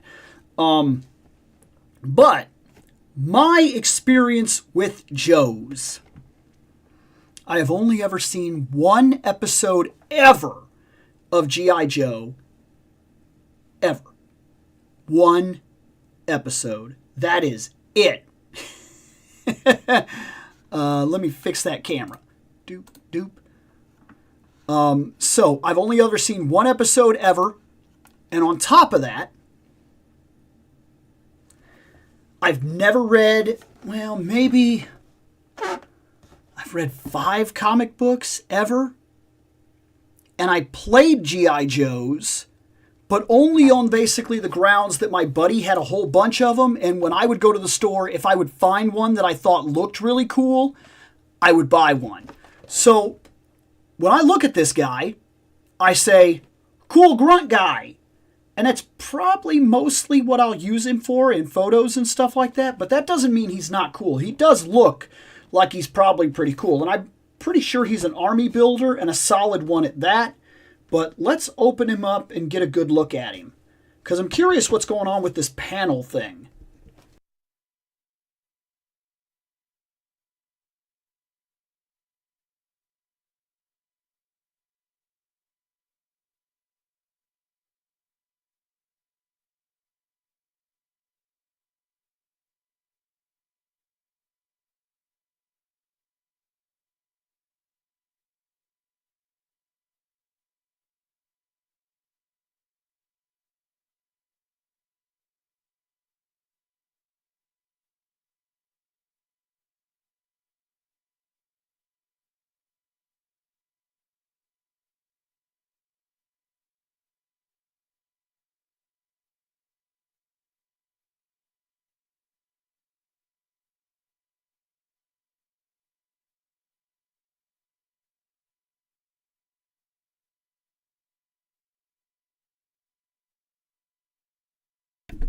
You know, one thing I can hand it to G.I. Joes for all the time is that their unboxing is simple. And I actually find that to be a benefit, a plus, because boy, can the unboxing of some of these figures be about ridiculous. Like, I have to keep a pair of snips and a razor all the time because I never know what exactly I'm going to be cutting or untying or pulling or ripping or whatever. And like them, they're just in the plastic coffin and you push them out. Bloop. How come every figure can't just do that? Because, boy, it would be nice. G.I. Joe, he's classified. His legs are feeling a little tight. That was probably a little more pressure than I should have put into him. But I wasn't feeling like he was stuck. I was feeling like he was tight right now. He's got the drop-down hips. Nope, never mind. I was about to say that's a little gummy, but it's not. I mean, look. Just like so many other Joes. It feels good, man. Like, it's crazy to me that we can be this far ahead in Joe's. And then turn around and go to something else in the same company that then feels like it feels like it's 6 years ago or whatever. Like it just, and of course what I am specifically referencing, as I have said many times, I think pound for pound, plastic for plastic right now, dollar for dollar, this is probably the best toy line on the market. It has its problems, but for its price tag, I'll bet you I can get, and I don't know this for sure, but I'm almost wondering if when I get Maximum Spider-Man, if I could do almost all the same poses, very close, if not exactly, with this. Not this guy specifically, but with Joe's. Because, like, I'm seeing things about the neck. Like, I see that neck design here. He has this collar in his way, but I see it. And, like, they all have pretty good butterflies. Like, look how far back these arms go. Like, and that's what I mean. It just kind of blows me away that, like, now we're getting stuff with, like, the Maximum Spider-Man where they're like, look, he has Joe articulation. And I'm like, okay, I like that. But I can't help but feel like that's already being done in your company already. What's happening? Like, it's weird. Like, it makes me feel like the divisions must not talk to each other or share concept ideas or, like, anything. I don't know. And that feels weird, too, because if you were part of a big multinational company, wouldn't you want all your stuff to be the highest possible quality and kind of trade your ideas back and forth and everything? I don't know. It's just always kind of felt weird to me. We got this. We got this yellow grip. This is, of course, his handgun right here. And the cool thing about Joe's in general is that every single one of these figures that we have got so far, they do one thing that some people don't think is a big deal, but some people are not, some people are not 40-year-old men that grew up in a time where you couldn't do that. I know sometimes it's funny when I'm like, oh yeah, I'm old, but like, I don't think you guys understand. Like, it is amazing that every weapon that a person has fits on them in a way that didn't when I was a kid. Like, this is kind of wild too. Like, we got this because we know that he's like a robot man. And then, like, we got this thing here, and it just kind of pops on. And that's kind of wild to me because, like, it's simple, but it's kind of cool. Like, so, you know, he's got the Python patrol and whatnot, and he can kind of pass as just a guy. I mean, you wouldn't know until it was too late that this was a robot, where if you blew his arm off at a distance, he could still be coming at you or whatever. You wouldn't necessarily know. It looks like his hands swap with some pretty cool stuff, too. We got, like, this grabber hand here. He has a type of gun, which is cool, very Trap Jaw-esque. And this, like, drill or laser thing, which, since it's G.I. Joe, this could very easily be like a laser thing. And then we have this bag, which I'm actually guessing is built for this. Yeah. See, that's what I mean.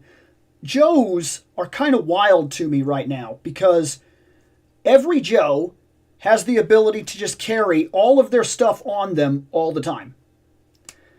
Like, when we were kids and we were playing Joes, I could blatantly remember like getting 3, 4, 5 guns or something like that with a guy.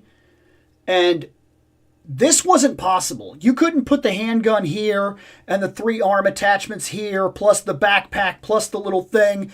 You would get like this Joe. And then from there, you would have to make decisions. Like, okay, I want him to have this gun. And then we're going to roam around and we have this gun. And this is this guy with this gun doing this thing. And that's all you had. Right? Like that's all it was. And you didn't have the ability to put everything on them. In fact, most of the time, they wouldn't come with this handgun. This would just be like sculpted into the figure. And you couldn't just reach down here and get it. You would just like have the arm things or like a big gun. And then like the knife or whatever that was on the guy wouldn't actually be here. And that is one of those things that we get from a line like this.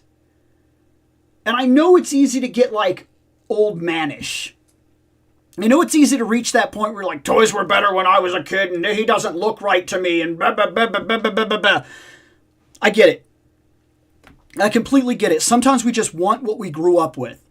Case in point, I wanted Ninja Turtles. And I specifically wanted the turtles I grew up with in a more modern articulation. Super 7 Ultimates gave that to me. I bought those turtles. I put those turtles on my shelf. I am 100% on board with what those turtles were. I'm in. It's all I ever wanted. And any other turtles that have come since then have just been okay. They've been fine. But like, sometimes you have to stop and appreciate, like honestly appreciate how far we really have come. Because like this guy here, this would have been your favorite toy. I'm telling you, there's no doubt in my mind. I know that you can like claim, like as an older person or whatever, like this still collecting toys or like that grew up with what you do and you collect your vintage or whatever. And I'm not saying you're wrong for doing that, but I'm saying realistically, when you were a kid, if this guy would have shown up, and he would have been at the scale and everything that all the other toys were, this guy, and he could actually carry all his weapons, and his stuff was actually like real stuff. Like this was a real thing that you could like take off or move or whatever. And this plate came off and he looked really cool and he had a cool color scheme and he had a backpack and he could carry all of his weapons. And like, I'm telling you, he would have been your favorite toy. Because if we are honest with ourselves about how far the industry really has come in terms of its designs, you can argue its business practices until you're blue in the face. But all I'm saying is that the quality, the design, the engineering, and the level of detail that we get out of toys today absolutely destroys anything that we grew up with. It just does. Hit back to the chat. Only time I ever watched G.I. Joe was a Duke.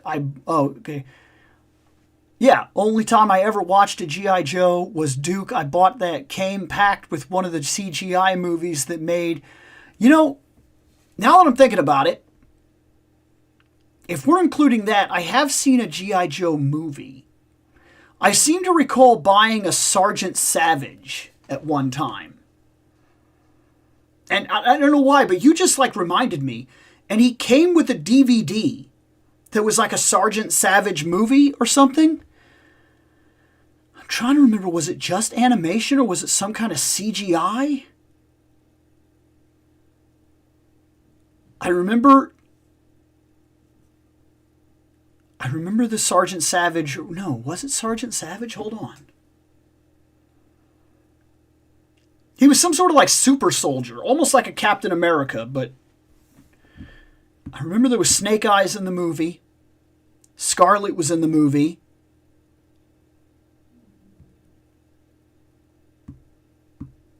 Savage doesn't sound right. I think he had a different name. I don't think it was Savage. I cannot remember. And nor will I ever remember. I'm positive of that because, like, it's just too long ago. But I remember he was like a super soldier or something. And, like, I guess he was, like, before the Joes or something like that. I'll never be able to remember. And if maybe somebody does remember, that's for them. But, like, I don't know enough about this series to make the judgment call as to what I remember seeing. Only that I know that I saw a G.I. Joe movie a long time ago. And that's about the most of it, is that I seen it.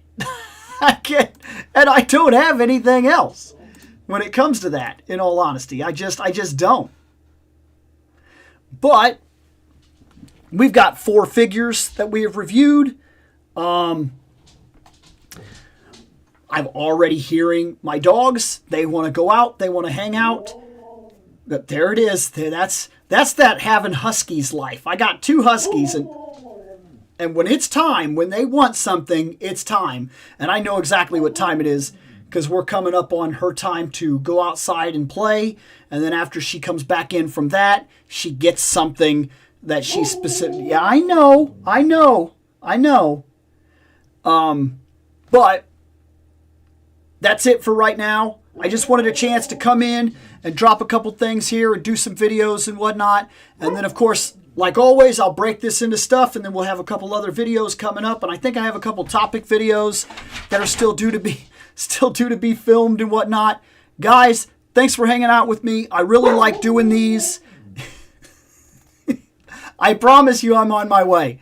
I really like doing these, and I hope to keep doing these. And I hope they get bigger and bigger and better as we do them. And I'll keep, of course, collecting things and piling them to the side so that we can keep this thing going and whatnot. I've got to figure out how to make the votes work. So far, I like this. I kind of like this. And if anybody else likes it a certain way or whatever, let me know. But I kind of like that we give the option. Hey, are we doing DC? Are we doing Marvel? Are we doing Jada? What are we doing? And then whatever wins that category goes into 4 possible figures. And then we're just kind of narrowing down the stacks from there. And some of these figures are going way back. They're not like new releases or whatever that I just got. Some of these were picked up like months ago when I was not able to do videos. And I very much have a rule that if I don't do a video, these don't move from the corner. Like, that's the way that it is. Some of these are down to like 3 left, though. There's like 3 Jadas. There's 4 Jadas. There's 5 Origins. 7 Marvel Legends. Oh, wow. We're down to 5 DC. Because we just been ripping through. They win a lot of these votes. So we're down to like 5 DC. Until more DC shows up, it's 5. Or until I come across really good deals that I can't pass up.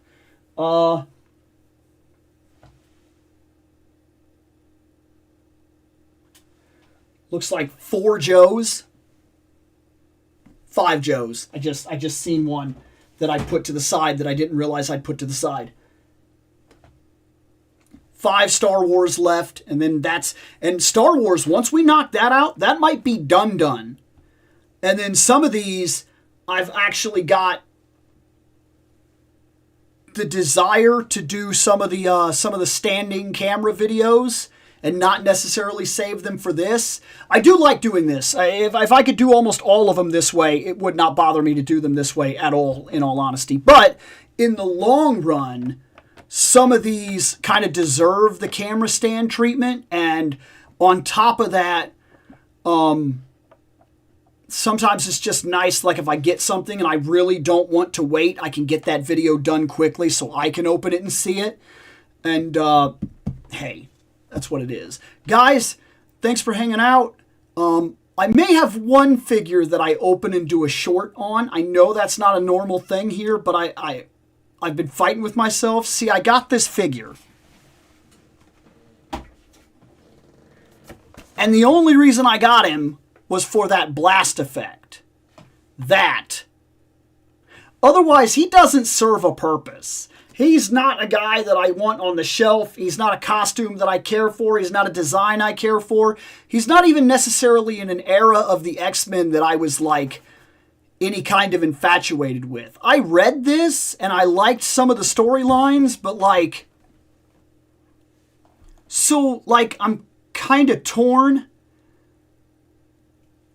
And I normally don't do those, but I have a feeling like when I open this guy, he's not going to be like a guy where I do like a big, oh, hey, let me talk about 50 different things. I have a feeling that I'm just going to open this guy, and it's going to be, I'll bet you this is like maybe a 6-minute video.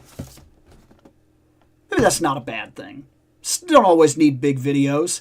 And it's too long. If I do my normal format, I imagine I'll probably go over the amount that I normally do. I might do one of the standing videos for this, just a standing camera video, and make it like 7, 8, maybe 10 minutes at the max. And really, I just want to talk about one thing. That blast effect, man. That blast effect is the, that's it, man. That might be the coolest blast effect they have ever released for Scott ever. Probably.